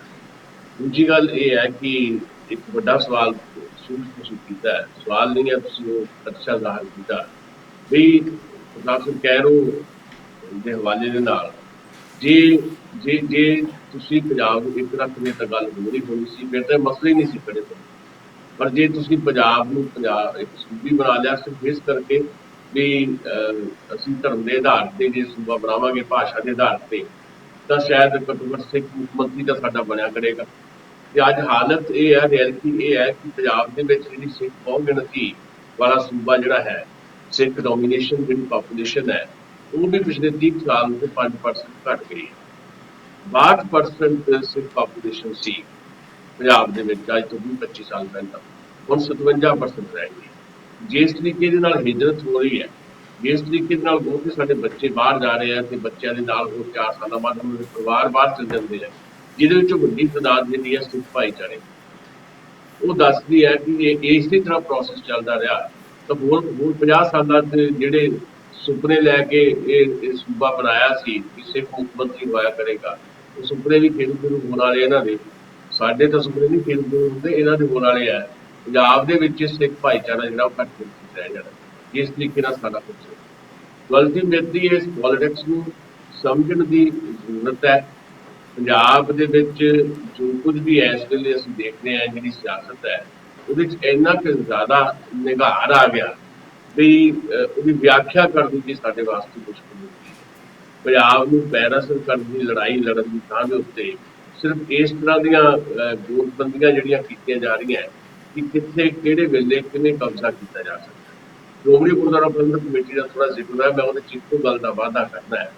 ਮਤਲਬ ਮੈਨੂੰ ਇਹ ਲੱਗ ਰਿਹਾ ਹੈ ਵੀ ਸ਼ਾਇਦ ਅਗਲੀਆਂ ਸ਼੍ਰੋਮਣੀ ਗੁਰਦੁਆਰਾ ਪ੍ਰਬੰਧਕ ਕਮੇਟੀ ਦੀਆਂ ਚੋਣਾਂ ਤੱਕ ਜਾਂਦਿਆਂ ਸ਼੍ਰੋਮਣੀ ਗੁਰਦੁਆਰਾ ਪ੍ਰਬੰਧਕ ਕਮੇਟੀ ਦਾ ਵੋਟਰ ਕੌਣ ਹੋਵੇ, ਕਿ ਕੇਵਲ ਅੰਮ੍ਰਿਤਧਾਰੀ ਸਿੱਖ ਹੀ ਹੋਵੇ ਜਾਂ ਫਿਰ ਸਹਿਜਧਾਰੀ ਸਿੱਖ ਹੋਵੇ। ਇੱਦਾਂ ਦੇ ਥੀਲੇ ਬਹੁਤ ਸਾਰੇ ਭਾਰਤੀ ਜਨਤਾ ਪਾਰਟੀ ਜਾਂ ਸਟੇਟ ਨੇ ਆਪਣੇ ਕੋਲ ਰੱਖੇ ਹੁੰਦੇ, ਕੋਈ ਵੀ ਧਿਰ ਹੋਵੇ, ਸਟੇਟ ਕੋਲ ਇੱਦਾਂ ਦੇ ਥੀਲੇ ਹੁੰਦੇ ਆ ਜਿਹੜੇ ਕਿਸੇ ਵੇਲੇ ਵੀ ਐਕਟਿਵ ਕਰ ਦਿੱਤੇ ਜਾਂਦੇ ਆ। ਸਹਿਜਧਾਰੀ ਸਿੱਖ ਫੈਡਰੇਸ਼ਨ ਹੁਣ ਐਕਟਿਵ ਹੋਣ ਵਾਲੀ ਹੈ। ਸਹਿਜਧਾਰੀ ਸਿੱਖ ਫੈਡਰੇਸ਼ਨ ਨਾਂ ਦੀ ਸੰਸਥਾ ਕੋਈ ਨਹੀਂ ਹੈ, ਇੱਕੋ ਬੰਦਾ ਉਹ ਸੰਸਥਾ ਚਲਾਉਂਦਾ, ਪਰ ਉਹ ਅਦਾਲਤਾਂ ਦੇ ਵਿੱਚ ਕੇਸ ਪਾਈ ਫਿਰਦਾ ਤੁਰਿਆ ਜਾਂਦਾ ਹੈ। ਤੇ ਇੱਦਾਂ ਦੇ ਬੰਦਿਆਂ ਨੂੰ ਹਮੇਸ਼ਾ ਸਟੇਟ ਸਾਂਭ ਕੇ ਰੱਖਦੀ ਹੈ ਕਿ ਹੁਣ ਇਸ ਮੌਕੇ ਦੇ ਉੱਤੇ ਇੱਕ ਮਸਲਾ ਹੋਰ ਜਿਹੜਾ ਛੱਡ ਦਿੱਤਾ ਜਾਏ। ਹੁਣ ਦੇਖਣਾ ਪਏਗਾ ਮਤਲਬ ਕੀ ਹੋਏਗਾ ਕੀ ਨਹੀਂ ਹੋਏਗਾ। ਖਤਰੇ ਬਹੁਤ ਵੱਡੇ ਦਰਪੇਸ਼ ਹੈ। ਸ਼੍ਰੋਮਣੀ ਕਮੇਟੀ ਤੇ ਕਬਜ਼ਾ ਕਰਨ ਵਾਸਤੇ ਹਰ ਹੀਲਾ ਹਰ ਹਲਵਾ ਵਰਤਿਆ ਜਾਂਦਾ। ਦਸਾਂਝ ਸਾਹਿਬ, ਥੋੜੀ ਜਿਹੀ ਆਪਾਂ ਬਜਟ ਦੀ ਗੱਲ ਕਰ ਲਈਏ। ਬਜਟ ਆਇਆ ਉਸ ਤੋਂ ਪਹਿਲਾਂ ਮੈਂ ਇੱਕ ਹੋਰ ਗੱਲ ਵੱਲ ਤੁਹਾਡਾ ਦੋਨਾਂ ਦਾ ਧਿਆਨ ਦਿਵਾਉਣਾ ਚਾਹੁੰਦਾ ਹਾਂ। ਇੱਕ ਘਟਨਾ ਹੋਈ ਆ ਅਮਰੀਕਾ 'ਚ, ਮੈਕਸੀਕੋ ਬਾਰਡਰ ਤੋਂ ਟਰੱਕ ਦੇ ਵਿੱਚ ਕੁਝ ਲੋਕਾਂ ਨੂੰ ਇਲੀਗਲ ਢੰਗ ਨਾਲ, ਜਿਹਨੂੰ ਡੋਂਕੀ ਕਿਹਾ ਜਾਂਦਾ, ਕਰਵਾ ਕੇ ਲਿਜਾਇਆ ਗਿਆ। ਟਰੱਕ ਸੜਕ ਦੇ ਕਿਨਾਰੇ ਖੜਾ ਕਰ ਦਿੱਤਾ ਗਿਆ। ਟੈਂਪਰੇਚਰ ਕਹਿੰਦੇ ਬਹੁਤ ਜ਼ਿਆਦਾ ਸੀਗਾ, ਪਹਿਲਾਂ 46 ਬੰਦਿਆਂ ਦੀ, ਹੁਣ ਤੇ 51 ਬੰਦਿਆਂ ਦੇ ਮਰਨ ਦੀ ਖਬਰ ਆ ਰਹੀ ਆ। 15-16 ਚੋਂ ਲੈ ਕੇ ਗਏ ਸੀ ਹਸਪਤਾਲ, ਸ਼ਾਇਦ ਉਹਨਾਂ 'ਚੋਂ ਕੋਈ ਡੈਥ ਹੋਈ। ਇਹ ਅਜੇ ਤੱਕ ਪੂਰੀ ਤਰ੍ਹਾਂ ਸਪਸ਼ਟ ਨਹੀਂ ਹੋਇਆ ਕਿ ਉਹ ਲੋਕ ਕੌਣ ਸਨ, ਕਿਹੜੇ ਮੁਲਕ ਦੇ ਸਨ। ਵੈਸੇ ਤਾਂ ਦੁਨੀਆ ਭਰ ਵਿੱਚੋਂ ਲੋਕ ਅਮਰੀਕਨ ਡ੍ਰੀਮ ਲੈ ਕੇ ਨਿਕਲਦੇ ਨੇ, ਪਰ ਉਹਨਾਂ 'ਚ ਬਹੁਤਾਤ ਡੋਂਕੀ ਵਗੈਰਾ ਮਾਰ ਕੇ ਆਪਣੇ ਲੋਕਾਂ ਦੀ ਆ। ਬਹੁਤ ਸਾਰੇ ਸਮਿਆਂ 'ਚ ਆਪਾਂ ਦੇਖਦੇ ਹਾਂ ਮਗਰੋਂ ਨਿਕਲਦਾ ਕਿ ਉਹਨਾਂ 'ਚ ਬਹੁਤੇ ਭਾਰਤੀ ਤੇ ਉਹਨਾਂ ਵਿੱਚ ਵੀ ਜ਼ਿਆਦਾ ਪੰਜਾਬੀ ਨਿਕਲਦੇ ਆ। ਅਜੇ ਇਹ ਨਹੀਂ ਪਤਾ ਕਿ ਉਹ ਲੋਕ ਕੌਣ ਸੀ। ਮੈਨੂੰ ਘੱਟੋ ਘੱਟ ਨਹੀਂ ਪਤਾ, ਜੇ ਤੁਹਾਡੇ ਦੋਵਾਂ 'ਚੋਂ ਕਿਸੇ ਨੂੰ ਸਮਝ ਖਬਰ ਆਈ ਹੋਵੇ ਤੇ ਆਪਾਂ ਉਹਨੂੰ ਸਾਂਝੀ ਕਰ ਲਈਏ। ਹੁਣ ਜਦੋਂ ਇੰਟਰਨੈਸ਼ਨਲ ਤੌਰ 'ਤੇ ਇਮੀਗ੍ਰੇਸ਼ਨ ਇੰਨੀ ਔਖੀ ਨਹੀਂ ਰਹੀ ਜਿਹੜੀ ਕਿਸੇ ਸਮਿਆਂ 'ਚ ਹੋਇਆ ਕਰਦੀ ਸੀਗੀ, ਤੇ ਅੱਜ ਵੀ ਸਾਡੇ ਯੂਥ ਨੂੰ ਕਿਸੇ ਨਾ ਕਿਸੇ ਤਰੀਕੇ ਵਰਗਲਾ ਕੇ ਏਜੰਟ ਲੋਕ ਇਸ ਤਰ੍ਹਾਂ ਦੇ ਹਾਲਾਤਾਂ 'ਚ ਸੁੱਟ ਦਿੰਦੇ ਆ। ਇਹ ਕੀ ਆਪਾਂ ਚੇਤਨਾ ਦੀ ਕਹਿ ਦਿੰਦੇ ਆ, ਬੜਾ ਵਿਕਾਸ ਹੋ ਗਿਆ, ਲੋਕੀ ਪੜ੍ਹ ਲਿਖ ਗਏ ਆ। ਇਹਨਾਂ ਦੇ ਵਿੱਚ ਬਹੁਤ ਸਾਰੇ ਲੋਕ ਐਸੇ ਵੀ ਹੋਣਗੇ ਜਿਹੜੇ ਆਪਣੇ ਬਲਬੂਤੇ ਇਹ ਬਾਰਡਰ ਲੀਗਲ ਢੰਗਾਂ ਨਾਲ ਕ੍ਰਾਸ ਕਰ ਸਕਦੇ ਹੋਣਗੇ। ਫਿਰ ਕੀ ਕਾਰਨ ਹੁੰਦਾ ਕਿ ਇੱਦਾਂ ਦੇ ਕੰਮ 'ਚ ਫਸ ਜਾਂਦੇ ਨੇ? ਮਾਲਟਾ ਵਾਲਾ ਕਾਂਡ ਸਾਨੂੰ ਯਾਦ ਹੈ, ਉਹ ਵਿਚਾਰੇ ਬਜ਼ੁਰਗ ਬਲਵੰਤ ਸਿੰਘ ਖੇੜਾ ਹਰੀ ਲੜਦੇ ਸਾਰੀ ਉਮਰ ਰਹੇ ਨੇ ਇਸ ਕੰਮ ਲਈ, ਤੇ ਹੁਣ ਇਹ ਵੱਡਾ ਘਟਨਾਕ੍ਰਮ ਹੋ ਗਿਆ। ਇਹਦੇ ਵਿੱਚ ਮੈਨੂੰ ਸ਼ੱਕ ਹੈ ਕਿ ਬਹੁਤ ਸਾਰੇ ਪੰਜਾਬੀ ਨਿਕਲਣਗੇ ਬਾਅਦ ਵਿੱਚ।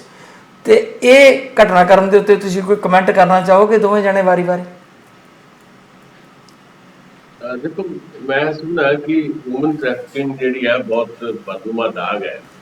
ਅੱਜ ਦੇ ਜ਼ਮਾਨੇ ਦੇ ਵਿੱਚ ਵੀ, 20ਵੀਂ ਸਦੀ ਦੇ ਵਿੱਚ ਵੀ ਜੇ ਤਾਂ ਮਨੁੱਖੀ ਸਮਗਲਿੰਗ ਹੁੰਦੀ ਹੈ, ਇਹਦੀ ਤੋਂ ਮਾੜੀ ਗੱਲ ਕੋਈ ਨਹੀਂ ਹੈ। ਤੁਸੀਂ ਮਾਲਟਾ ਕਾਂਡ ਦਾ ਜ਼ਿਕਰ ਕੀਤਾ ਹੈ। ਪੰਜਾਬੀ ਬੰਦਾ ਜਿਹੜਾ ਆ, ਉਹਦੇ ਮਨ ਦੇ ਵਿੱਚ ਜਾਂ ਉਹਦੀ ਮਾਨਸਿਕਤਾ ਦੇ ਵਿੱਚ ਜਿਹੜਾ ਇੰਨੀ ਬੁਰੀ ਤਰ੍ਹਾਂ ਘਰ ਕਰ ਗਿਆ ਵਿਦੇਸ਼, ਵੀ ਇੱਥੇ ਕੋਈ ਰਹਿਣਾ ਹੀ ਨਹੀਂ ਚਾਹੁੰਦਾ। ਉਹਦੇ ਕਾਰਨ ਬਹੁਤ ਸਾਰੇ ਇੱਥੋਂ ਦੇ ਵੀ ਹੈ, ਸਥਾਨਕ ਕਾਰਨ ਵੀ ਹੈ, ਜਿਹੜੇ ਅਸੀਂ ਕਈ ਵਾਰੀ ਵਿਚਾਰੇ ਹੈ ਵੀ ਇੱਥੇ ਬੜੀ ਅਨਸਿਕਿਉਰਿਟੀ ਹੈ, ਨਾ ਜੋਬ ਦੀ ਸਿਕਿਉਰਿਟੀ ਹੈ, ਨਾ ਲਾਈਫ ਦੀ ਸਿਕਿਉਰਿਟੀ ਹੈ, ਨਾ ਐਜੂਕੇਸ਼ਨ ਦਾ ਕੋਈ ਮਾਹੌਲ ਬਣ ਪਾਇਆ, ਨਾ ਹੈਲਥ ਸਟਰਕਚਰ ਸਾਡਾ ਠੀਕ ਹੈ, ਉਹਦੇ 'ਚ ਰੁਜ਼ਗਾਰ ਕਿਤੇ ਨਹੀਂ ਹੈ। ਇਸ ਕਰਕੇ ਅਸੀਂ ਜੇ ਪੰਜਾਬ ਦੇ ਹਵਾਲੇ ਨਾਲ ਗੱਲ ਕਰੀਏ ਤਾਂ ਪੰਜਾਬੀ ਬੰਦਾ ਹੁਣ ਪੰਜਾਬ 'ਚ ਰਹਿਣਾ ਨਹੀਂ ਚਾਹੁੰਦਾ, ਜਿਹੜੇ ਬੜੇ ਖਤਰਨਾਕ ਕਿਸਮ ਦਾ ਭਵਿੱਖ ਦੇ ਵਿੱਚ ਸਾਨੂੰ ਨਤੀਜੇ ਜਿਹੜੇ ਆ ਭੁਗਤਣੇ ਪੈਣੇ ਆ। ਪਰ ਇਹ ਇਕੱਲਾ ਪੰਜਾਬ ਦੀ ਕਹਾਣੀ ਤਾਂ ਹੈ ਨਹੀਂ, ਬਹੁਤ ਦੁਨੀਆ ਭਰ ਦੇ ਵਿੱਚ ਬਹੁਤ ਸਾਰੇ ਥਾਵਾਂ ਦੇ ਤੋਂ, ਖਾਸ ਤੌਰ ਤੇ ਮੈਕਸੀਕੋ ਤੋਂ ਵੀ ਬਹੁਤ ਸਾਰੀ ਇਲੀਗਲ ਜਿਹੜੀ ਹੈ ਇਸ ਤਰ੍ਹਾਂ ਦੀ ਬਾਰਡਰ ਕ੍ਰਾਸਿੰਗ ਜਿਹੜੀ ਹੁੰਦੀ ਹੈ, ਤੇ ਉਹਦੇ 'ਚ ਕਈ ਤਰੀਕੇ ਵਰਤੇ ਜਾਂਦੇ ਆ। ਤੇ ਹੁਣ 52 ਤੁਸੀਂ ਗਿਣਤੀ ਦੱਸੀ ਹੈ, 46 ਗਿਣਤੀ ਆ ਰਹੀ ਸੀ ਟੈਕਸਾਸ ਦੇ ਵਿੱਚ, ਜਿਵੇਂ ਉਹ ਕੰਟੇਨਰ ਦੇ ਵਿੱਚ ਉਹ ਲਾਸ਼ਾਂ ਮਿਲੀਆਂ 16-17 ਜਾਣੇ ਤਾਂ ਬਹੁਤ ਸੀਰੀਅਸਲੀ ਮਿਲੇ ਹੈ। ਤੇ ਇਹ 100 ਦੇ ਕਰੀਬ ਲੋਕ ਜਿਹੜੇ ਆ ਉਹਦੇ 'ਚ ਤੁੰਨੇ ਪਏ ਸੀ, 39 ਡਿਗਰੀ ਤੋਂ ਜ਼ਿਆਦਾ ਜਿਹੜਾ ਤਾਪਮਾਨ ਸੀ। ਇਹਦੇ ਲਈ ਜਿਹੜੇ ਜ਼ਿੰਮੇਵਾਰ ਲੋਕ ਨੇ ਲਾਜ਼ਮੀ ਤੌਰ ਦੇ ਉੱਤੇ ਪਹਿਲੀ ਘਟਨਾ ਨਹੀਂ ਹੈ, ਬਹੁਤ ਪਹਿਲਾਂ ਵੀ ਇੱਦਾਂ ਦੀਆਂ ਘਟਨਾਵਾਂ ਵਾਪਰੀਆਂ ਤੇ ਰੈਗੂਲਰ ਘਟਨਾਵਾਂ ਇੱਦਾਂ ਦੀਆਂ ਵਾਪਰਦੀਆਂ, ਭਵਿੱਖ ਦੇ ਵਿੱਚ ਵੀ ਇਹ ਘਟਨਾਵਾਂ ਵਾਪਰਦੀਆਂ। ਕਿਉਂ ਕੋਈ ਮਜਬੂਰ ਹੁੰਦਾ ਆਪਣਾ ਮੁਲਕ ਛੱਡਣ ਵਾਸਤੇ, ਜਦਕਿ ਲੀਗਲ ਤਰੀਕੇ ਵੀ ਆ। ਕਈ ਵਾਰੀ ਲੀਗਲ ਤਰੀਕਿਆਂ ਦੇ ਨਾਲ ਉਹਨੂੰ ਲੱਗਦਾ ਹੈ ਕਿ ਸਾਡੇ ਤੋਂ ਸ਼ਾਇਦ ਇਹ ਵੀ ਕਹਿ ਲਓ ਕ੍ਰੋਸਿੰਗ ਹੋਣੀ ਨਹੀਂ ਹੈ, ਇਸ ਕਰਕੇ ਇਲੀਗਲੀ ਉਹ ਸੌਖਾ ਜਿਹਾ ਤਰੀਕਾ ਸਮਝ ਲੈਂਦਾ ਹੈ। ਤੇ ਫਿਰ ਜਿਹੜੇ ਏਜੰਟ ਕਿਸਮ ਦੇ ਲੋਕ ਨੇ, ਜਿਨ੍ਹਾਂ ਦਾ ਬਹੁਤ ਵੱਡਾ ਤਾਣਾ ਬਾਣਾ ਸਾਰੇ ਸੰਸਾਰ ਦੇ ਵਿੱਚ ਫੈਲਿਆ ਹੋਇਆ, ਉਹ ਫਿਰ ਇਸ ਤਰ੍ਹਾਂ ਕੋਸ਼ਿਸ਼ਾਂ ਦੇ ਵਿੱਚ ਬੌਂਕੀਜ਼ ਵਗੈਰਾ ਲਾਉਂਦੇ ਆ ਤੇ ਲੋਕਾਂ ਨੂੰ ਇੱਧਰ ਉੱਧਰ ਕਰਦੇ ਆ। ਵੱਡਾ ਰੈਕਟ ਹੈ ਇਹ, ਪੰਜਾਬੀਆਂ ਨੇ ਬੜੇ ਵਾਰ ਮਾਲਟਾ ਕਾਰਡ ਦਾ ਜ਼ਿਕਰ ਕੀਤਾ, ਪਰ ਇਹਦੇ ਤੇ ਮੈਨੂੰ ਲੱਗਦਾ ਸਰਕਾਰਾਂ ਨੂੰ ਬਹੁਤ ਜ਼ਿਆਦਾ ਕੰਮ ਕਰਨ ਦੀ ਜ਼ਰੂਰਤ ਹੈ। ਇਲੀਗਲ ਤਰੀਕੇ ਦੇ ਨਾਲ, ਗੈਰ ਕਾਨੂੰਨੀ ਤਰੀਕੇ ਦੇ ਨਾਲ ਜਿਹੜੀ ਇਸ ਤਰ੍ਹਾਂ ਦੀਆਂ ਘਟਨਾਵਾਂ ਵਾਪਰਦੀਆਂ ਚਿੰਤਾ ਤਾਂ ਪੈਦਾ ਕਰਦੀਆਂ, ਪਰ ਸਰਕਾਰਾਂ ਹਾਲੇ ਵੀ ਹੱਥ ਜੀ। ਜੀ ਪਰ ਸਾਹਿਬ, ਤੁਸੀਂ ਇੱਥੇ ਕੋਈ ਕਮੈਂਟ ਕਰਨਾ ਚਾਹੋਗੇ? ਇਹਦੇ 'ਚ ਦੇਖੋ ਇਹੀ ਆ ਜੀ ਵੀ ਜਿਹੜੀ ਬੇਸਿਕ ਗੱਲ ਹੈਗੀ ਆ ਉਹ ਇਹ ਆ ਕਿ ਸਾਰੀ ਦੁਨੀਆ ਦੇ ਵਿੱਚ ਜਿਹੜੇ ਵੱਖਰੇ ਵੱਖਰੇ ਦੇਸ਼ ਆ ਉਹਨਾਂ ਕੋਲ ਰੋਟੀ ਪਾਣੀ ਦੇ ਸਾਧਨ ਜਿਹੜੇ ਆ ਉਹ ਇੱਕੋ ਜਿਹੇ ਨਹੀਂਗੇ। ਇਸ ਤਰੀਕੇ ਨਾਲ ਜਾਣ ਦਾ ਹੀਆ ਕੌਣ ਕਰਦਾ ਹੈਗਾ? ਜਿਹੜਾ ਬਹੁਤ ਦੁਖੀ ਆ ਆਪਣੇ ਦੇਸ਼ ਦੇ ਵਿੱਚ, ਉਹਨੂੰ ਜੀਵਨ ਦੀਆਂ ਸਹੂਲਤਾਂ ਜਿਹੜੀਆਂ ਉਹ ਬਿਲਕੁਲ ਹੀ ਨਹੀਂ ਮਿਲ ਰਹੀਆਂ। ਸੋ ਇਹਦੇ ਵਿੱਚ ਜਿਹੜਾ ਹੱਲ ਆ ਇਹ ਸਰਕਾਰਾਂ ਨੂੰ ਵੀ ਕਰਨਾ ਚਾਹੀਦਾ। ਪਰ ਇਹ ਵੀ ਗੱਲ ਠੀਕ ਨਹੀਂ ਗੀ ਗਿੱਲ ਸਾਹਿਬ ਕਿ ਹੁਣ ਬੜੇ ਤਰੀਕੇ ਆਸਾਨ ਹੋ ਗਏ ਆ। ਅਜੇ ਵੀ ਬਹੁਤ ਸਾਰੇ ਲੋਕ ਹੈਗੇ ਆ ਜਿਨ੍ਹਾਂ ਕੋਲ ਜਿਹੜੇ ਲੀਗਲ ਤਰੀਕੇ ਆ ਉਹਨਾਂ ਰਾਹੀਂ ਦੂਸਰੇ ਦੇਸ਼ਾਂ ਦੇ ਵਿੱਚ, ਖਾਸ ਕਰਕੇ ਅਮਰੀਕਾ ਵਰਗੇ ਦੇਸ਼ ਦੇ ਵਿੱਚ ਜਾਣਾ ਜਿਹੜਾ ਉਹ ਔਖਾ ਆ। ਇਹ ਵੀ ਠੀਕ ਆ ਕਿ ਏਜੰਟ ਜਿਹੜੇ ਹੈਗੇ ਆ ਉਹ ਉਹਨਾਂ ਨੂੰ ਭਰਮਾ ਵੀ ਲੈਂਦੇ ਆ, ਉਹਨਾਂ ਨੂੰ ਮਿਸਗਾਈਡ ਵੀ ਕਰਦੇ ਆ। ਸੋ ਇਹਦਾ ਹੱਲ ਜ਼ਰੂਰ ਹੋਣਾ ਚਾਹੀਦਾ, ਪਰ ਇਹਦਾ ਕੰਕਰੀਟ ਹੱਲ ਕੀ ਹੋਵੇ ਇਹ ਅਸੀਂ ਅਜੇ ਵਿਚਾਰ ਹੀ ਸਕਦੇ ਹਾਂ, ਕੋਈ ਦੱਸ ਨਹੀਂ ਸਕਦੇ। ਇਹਨਾਂ ਵਿੱਚ ਪ੍ਰੋਫੈਸਰ ਸਾਹਿਬ ਰਿਪੋਰਟ ਹੋ ਰਿਹਾ ਕਿ 30 ਦੇ ਕਰੀਬ ਤੇ ਐਸੇ ਲੋਕ ਸੀਗੇ ਜਿਹੜੇ ਜੇ ਸਕੂਲ ਜਾਣ ਦੀ ਉਮਰ ਦੇ ਲੋਕ ਸੀਗੇ, ਯਾਨੀ ਕਿ ਛੋਟੀ ਉਮਰ ਦੇ ਲੋਕ ਸੀਗੇ। ਅਜੇ ਪੂਰੇ ਹਵਾਲੇ ਨਹੀਂ ਆਏ। ਸ਼ੱਕ ਤੇ ਇਹੀ ਆ ਕਿ ਇਹਨਾਂ ਵਿੱਚ ਬਹੁਤ ਸਾਰੇ ਆਪਣੇ ਲੋਕ ਹੋ ਸਕਦੇ ਆ, ਪਰ ਕਿਤੇ ਵੀ ਹੋਣ ਇਹ ਹਿਊਮਨ ਟ੍ਰੈਫਿਕ ਜਿਹੜੀ ਆ ਬੜੀ ਗਲਤ ਇੱਕ ਰਵਾਇਤ ਬਣਦੀ ਜਾ ਰਹੀ ਆ। ਔਰ ਦੂਸਰੇ ਪਾਸੇ ਇਦਾਂ ਦੀਆਂ ਜਿਹੜੀਆਂ ਡੈਥ ਹੋ ਰਹੀਆਂ ਇਹ ਬਹੁਤ ਇੱਕ ਮਤਲਬ ਦੁਖਦਾਈ ਜਿਹੜੀ ਘਟਨਾ ਆ। ਮੈਨੂੰ ਪਤਾ ਦਸਾਂਝ ਸਾਹਿਬ ਸਮਾਂ ਆਪਣਾ ਹੋ ਗਿਆ ਤੇ ਅੱਜ ਆਪਾਂ 3 ਜਣੇ ਇਕੱਠੇ ਹੋਏ ਆ। ਥੋੜਾ ਜਿਹਾ ਜੇ ਬਜਟ ਦੇ ਬਾਰੇ ਕੋਈ ਤੁਸੀਂ ਦੱਸਣਾ ਹੋਵੇ ਕਿ ਉਹਦੇ ਉੱਤੇ ਚਰਚਾ ਬੜੀ ਹੋਈ। ਮੈਂ ਸਿਰਫ ਇੱਕ ਗੱਲ ਕਰੀ ਕਿ ਮੇਰੀ ਬੈਟਰੀ ਵੀ ਲਗਭਗ ਖਤਮ ਹੈ, ਸਮਾਂ ਮੇਰਾ ਮੈਨੂੰ ਜਾਣਾ ਹੀ ਪੈਣਾ, ਬੈਟਰੀ ਵੀ ਖਤਮ ਹੈ। ਲਗਭਗ ਇੱਕ ਮਿੰਟ ਦੀ ਉਹ ਗੱਲ ਕਰਨੀ ਹੈ ਬਜਟ ਬਾਰੇ, ਕੋਈ ਨਾ ਕੋਈ ਚਰਚਾ ਹੁੰਦੀ ਰਹਿਣੀ ਹੈ। ਦੇਖੋ ਬਜਟ ਦਾ ਇਹ ਹੈ ਵੀ ਪਹਿਲੀ ਗੱਲ ਤਾਂ ਇਹ ਹੈ ਵੀ ਕਿਹਾ ਗਿਆ ਵੀ ਲੋਕ ਬਜਟ ਹੈ ਲੋਕਾਂ ਦੀ ਰਾਏ ਨਾਲ ਬਣਾਇਆ ਗਿਆ, ਪਰ ਬਹੁਤ ਸਾਰੀ ਥਾਵਾਂ ਤੋਂ ਆਵਾਜ਼ਾਂ ਇੱਦਾਂ ਦੀਆਂ ਆ ਰਹੀਆਂ, ਖਾਸ ਤੌਰ ਤੇ ਵਪਾਰੀ ਲੋਕ ਵੀ ਸਾਡੇ ਤੋਂ ਰਾਏ ਤਾਂ ਲਈ ਗਈ ਪਰ ਸਾਡੀ ਗੱਲ ਕੋਈ ਨਹੀਂ, ਤੇ ਨਵਾਂ ਟੈਕਸ ਨਹੀਂ ਕੋਈ ਲਾਇਆ ਗਿਆ। ਜਿਹੜੀ ਸਭ ਤੋਂ ਵੱਡਾ ਜਿਹੜਾ ਮੁੱਦਾ ਇਹਦੇ 'ਚ ਹੈ, 1,55,860 ਕਰੋੜ ਦਾ ਬਜਟ ਹੈ। ਕਿਹਾ ਗਿਆ ਕਿ 16% ਬਜਟ ਪਿਛਲੀ ਜਿਹੜੇ ਬਜਟ ਨਾਲੋਂ ਜ਼ਿਆਦਾ ਅਸੀਂ ਰੱਖਿਆ, ਜਦਕਿ ਰਿਐਲਿਟੀ ਇਹ ਹੈ ਕਿ ਪਿਛਲੀ ਵਾਰ 1,60,60,000 ਕਰੋੜ ਦਾ ਬਜਟ ਸੀ ਕਾਂਗਰਸ ਸਰਕਾਰ ਦਾ ਆਖਰੀ ਬਜਟ ਜਿਹੜਾ, ਤੇ ਉਹਦੇ ਵਿੱਚੋਂ ਖਰਚ 1,52,000 ਕਰੋੜ ਹੋਇਆ ਸੀ। ਜਾਨੀ ਜੇ ਬਜਟ ਇਹਨਾਂ ਨੇ ਵੀ 1,55,000 ਕਰੋੜ ਰੁਪਏ ਦਾ ਰੱਖ ਲਿਆ, ਇਹ ਖਰਚ ਇੰਨਾ ਕਰਨਗੇ ਕਿੱਥੋਂ ਕਰਨਗੇ, ਇਹ ਕਿੱਥੋਂ ਪੈਸਾ ਲੈ ਕੇ ਆਉਣਗੇ? ਜਿਹੜਾ ਇਹਨਾਂ ਨੇ ਗਿਣਾਇਆ ਪੈਸਾ ਉਹਦੇ 'ਚ ਵੀ 12,000 ਕਰੋੜ ਰੁਪਏ ਦਾ ਘਾਟਾ ਇਹ ਦਿਖਾ ਰਹੇ ਆ। ਤੇ ਦੂਜੀ ਗੱਲ ਇਹ ਕਹਿ ਰਿਹਾ ਵੀ 31,000 ਕਰੋੜ ਰੁਪਏ ਦਾ ਇੱਕ ਸਾਲ 'ਚ ਅਸੀਂ ਕਰਜ਼ਾ ਲੈਣਾ। 3 ਮਹੀਨਿਆਂ 'ਚ 10,000 ਕਰੋੜ ਰੁਪਏ ਦਾ ਕਰਜ਼ਾ ਲੈ ਚੁੱਕੇ ਆ। 31,000 ਕਰੋੜ ਰੁਪਏ ਦਾ ਕਰਜ਼ਾ ਕਹਿੰਦੇ 1 ਸਾਲ 'ਚ ਅਗਲੇ ਸਾਲ ਅਸੀਂ ਦੇਵਾਂਗੇ। 31,000 ਕਰੋੜ ਰੁਪਏ ਦਾ ਕਰਜ਼ੇ ਦਾ ਮਤਲਬ ਇਹ ਆ ਕਿ ਅਗਲੇ ਸਾਲ ਕਰਜ਼ਾ ਹੋਰ ਜ਼ਿਆਦਾ ਦੇਣਗੇ, 40,000 ਕਰੋੜ ਦੇਣਗੇ। ਜਿਹਨੂੰ ਮੈਂ ਜ਼ੋਰਦਾਰ ਲਵਾਂ ਇਹ ਸਰਕਾਰ ਜਾਂਦੀ ਜਿਹੜੀ ਹੈ ਇਸ ਵੇਲੇ 3 ਲੱਖ 10,000 ਕਰੋੜ ਦਾ ਕਰਜ਼ਾ ਪੰਜਾਬ ਤੇ ਜਾਂਦੀ 7 ਲੱਖ ਕਰੋੜ ਦਾ ਕਰਜ਼ਾ ਕਰ। ਬੜੇ ਸਵਾਲ ਨੇ, ਬਹੁਤ ਵੱਡੇ ਸਵਾਲਾਂ ਦੇ ਜਵਾਬ ਜਿਹੜੇ ਤੁਸੀਂ ਦਿਖਾਈ ਹੋਏ ਨੇ। ਕੱਲ ਸਾਨੂੰ ਜ਼ਿਆਦਾ ਗੱਲ ਕਰ ਲੈਣਗੇ ਮੈਨੂੰ ਜੀ। ਬਿਲਕੁਲ ਦਸਾਂਝ ਸਾਹਿਬ, ਤੁਹਾਨੂੰ ਤੁਸੀਂ ਆਪਣਾ ਆਫ ਕਰਕੇ ਜਾ ਸਕਦੇ ਹੋ ਤੇ ਮੈਂ ਤੇ ਕਾਲੋ ਸਾਹਿਬ ਥੋੜੀ ਜੀ ਗੱਲਬਾਤ ਜਿਹੜੀ ਹੈ ਇਸ ਵਿਸ਼ੇ ਤੇ ਆਪਾਂ ਹੋਰ ਅੱਗੇ ਕਰ ਲੈਂਦੇ ਆ। ਕਾਲੋ ਸਾਹਿਬ ਸ਼ਹੀਦ ਚਲੇ ਗਏ ਆ ਤੇ ਆਪਾਂ ਦੋਨੋਂ ਜਾਣੇ ਥੋੜੀ ਜੀ ਗੱਲ ਇੱਥੇ ਹੋਰ ਕਰਨੀ ਚਾਹੁੰਦੇ ਆ। ਤੁਸੀਂ ਬਜਟ ਨੂੰ ਕਿਸ ਤਰ੍ਹਾਂ ਦੇਖ ਰਹੇ ਹੋ? ਸਾਡੀ ਬਜਟ ਤੇ ਗੱਲ ਨਹੀਂ ਹੋ ਸਕੀ।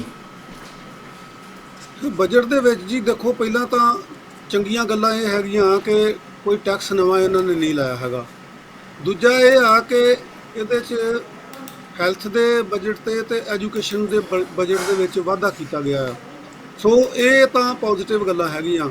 ਔਰ ਅਗਲੀ ਗੱਲ ਜਿਹੜੀ ਆ ਉਹ ਇਹ ਆ, ਮਤਲਬ ਜਿਹੜੀ ਬਹੁਤ ਫਿਕਰਮੰਦੀ ਵਾਲੀ ਗੱਲ ਆ ਉਹ ਇਹ ਆ ਕਿ ਇਹ ਘਾਟੇ ਦਾ ਬਜਟ ਜਦੋਂ ਅਸੀਂ ਪੇਸ਼ ਕਰਦੇ ਹਾਂ, ਸਾਡੇ ਸਿਰ ਕਰਜ਼ਾ ਆ, ਤਾਂ ਆਉਣ ਵਾਲੇ ਸਾਲਾਂ ਦੇ ਵਿੱਚ ਅਸੀਂ ਆਪਣੀ ਆਮਦਨ ਦੇ ਵਿੱਚ ਵਾਧਾ ਜਿਹੜਾ ਉਹ ਕਿਵੇਂ ਕਰਾਂਗੇ, ਇਹ ਇੱਕ ਬਹੁਤ ਪਰੇਸ਼ਾਨੀ ਵਾਲੀ ਗੱਲ ਹੈਗੀ ਆ।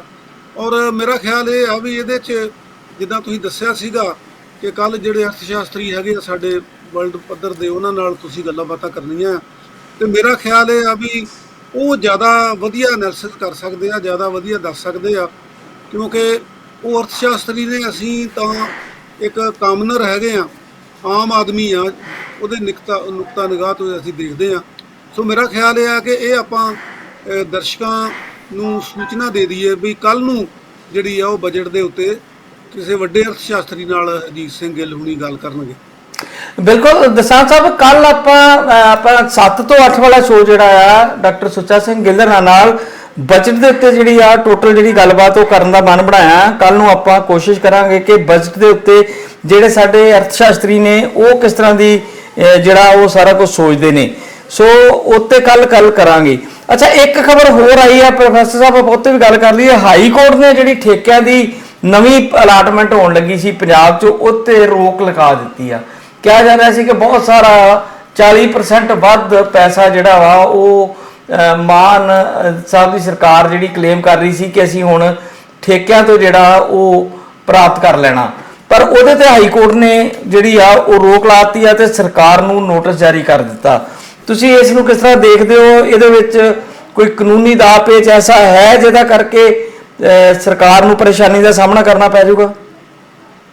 ਇਹਦੇ 'ਚ ਜੀ ਸਭ ਤੋਂ ਵੱਡੀ ਗੱਲ ਇਹ ਆ ਕਿ ਇਹ ਜਿਹੜੇ ਵੱਡੇ ਠੇਕੇਦਾਰ ਆ ਨਾ, ਜਿਹੜਾ ਮਾਫੀਆ ਜਿਹਨੂੰ ਆਪਾਂ ਕਹਿੰਦੇ ਆ, ਜਿੱਦਾਂ ਲੈਂਡ ਮਾਫੀਏ ਦੇ ਵਿੱਚ ਵੀ ਜਿਹੜੀ ਆ ਉਹ ਹਿੱਸੇਦਾਰੀ ਵੱਡੇ ਵੱਡੇ ਲੋਕਾਂ ਦੀ ਹੁੰਦੀ ਹੈਗੀ ਆ, ਤੇ ਇਹਦੇ ਵਿੱਚ ਵੀ ਕੋਈ ਇਸ ਕਿਸਮ ਦੀਆਂ ਗੱਲਾਂ ਹੋ ਸਕਦੀਆਂ ਆ। ਤੇ ਮੈਂ ਹਾਈ ਕੋਰਟ ਦੇ ਫੈਸਲੇ ਦੇ ਉੱਤੇ ਟਿੱਪਣੀ ਕਰਨੀ ਬਹੁਤੀ ਵਾਜਬ ਨਹੀਂ ਸਮਝਦਾ, ਪਰ ਇਹ ਜ਼ਰੂਰ ਆ ਕਿ ਜਿਹੜੀ ਜੁਡੀਸ਼ਰੀ ਆ ਸਾਡੀ, ਉੱਥੇ ਤੱਕ ਵੀ ਇਸ ਮਾਫੀਏ ਦੀ ਪਹੁੰਚ ਹੋਣ ਦੀਆਂ ਸੰਭਾਵਨਾਵਾਂ ਨੇ ਜਾਂ ਪਹੁੰਚ ਹੈ, ਇਹਦੇ ਬਾਰੇ ਕੁਝ ਕਿਹਾ ਨਹੀਂ ਜਾ ਸਕਦਾ।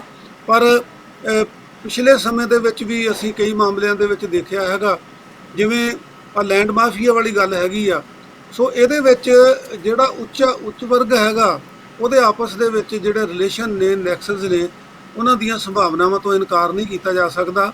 ਸੋ ਸਰਕਾਰਾਂ ਜਿਹੜੀਆਂ ਆ ਉਹ ਲੋਕ ਪੱਖੀ ਕੰਮ ਜਦੋਂ ਕਰਨ ਲੱਗਦੀਆਂ ਆ ਤਾਂ ਉਹਨਾਂ ਨੂੰ ਇਸ ਕਿਸਮ ਦੀਆਂ ਮੁਸ਼ਕਲਾਂ ਵੀ ਸਾਹਮਣਾ ਕਰਨੀਆਂ ਪੈਂਦੀਆਂ ਆ।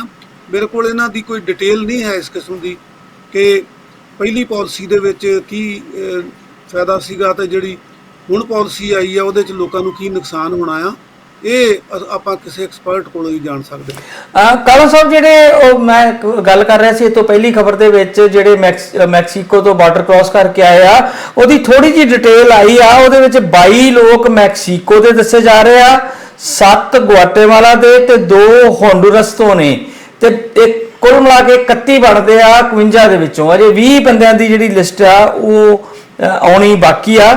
ਸੋ ਇਹ ਨਹੀਂ ਪਤਾ ਕਿ ਉਹ ਲੋਕ ਜਿਹੜੇ ਆ ਉਹ ਕਿਸ ਤਰੀਕੇ ਨਾਲ, ਕੌਣ ਨੇ, ਜਾਂ ਉੱਥੋਂ ਹੋਰ ਲੋਕੀ ਕਿਹੜੇ ਉਸ ਵਿੱਚ ਜਿਹੜੇ ਆ ਉਹ ਪਹੁੰਚੇ ਹੋਣਗੇ। ਸੋ ਮੇਰੇ ਖਿਆਲ ਇਹਨਾਂ ਕਾਫੀ ਅੱਜ ਦੇ ਦਿਨ ਲਈ। ਪ੍ਰੋਫੈਸਰ ਸਾਹਿਬ, ਕੱਲ ਦੇ ਪ੍ਰੋਗਰਾਮ 'ਚ ਆਪਾਂ ਦੁਬਾਰਾ ਕੋਈ ਗੱਲਾਂ ਬਾਤਾਂ ਕਰਾਂਗੇ। ਜੇ ਕੋਈ ਹੋਰ ਟੌਪਿਕ ਤੁਸੀਂ ਗੱਲ ਕਰਨੀ ਚਾਹੁੰਦੇ ਹੋ ਤਾਂ ਆਪਾਂ 2-4 ਮਿੰਟ ਹੋਰ ਗੱਲ ਕਰ ਸਕਦੇ ਹਾਂ। ਵੇਖੋ ਜੀ, ਜਿਹੜੀ ਇਹ ਘਟਨਾ ਆ ਇਹ ਦੁਖਦਾਈ ਆ, ਭਾਵੇਂ ਬੰਦੇ ਜਿੱਥੋਂ ਦੇ ਮਰਜ਼ੀ ਹੋਣ। ਜਿਹੜੀ ਹਿਊਮਨ ਲਾਈਫ ਆ ਉਹ ਤਾਂ ਸਾਰੀ ਦੁਨੀਆ ਦੇ ਵਿੱਚ ਇੱਕੋ ਜਿਹੀ ਆ ਜੀ। ਤੇ ਹੁਣ ਮੇਰਾ ਖਿਆਲ ਆ ਵੀ ਆਪਾਂ ਆਗਿਆ ਲਈਏ। ਬਹੁਤ ਬਹੁਤ ਸ਼ੁਕਰੀਆ ਪ੍ਰੋਫੈਸਰ ਸਾਹਿਬ, ਤੁਹਾਡਾ ਧੰਨਵਾਦ ਜੀ, ਬਹੁਤ ਬਹੁਤ ਸ਼ੁਕਰੀਆ। ਮਿਹਰਬਾਨੀ ਜੀ।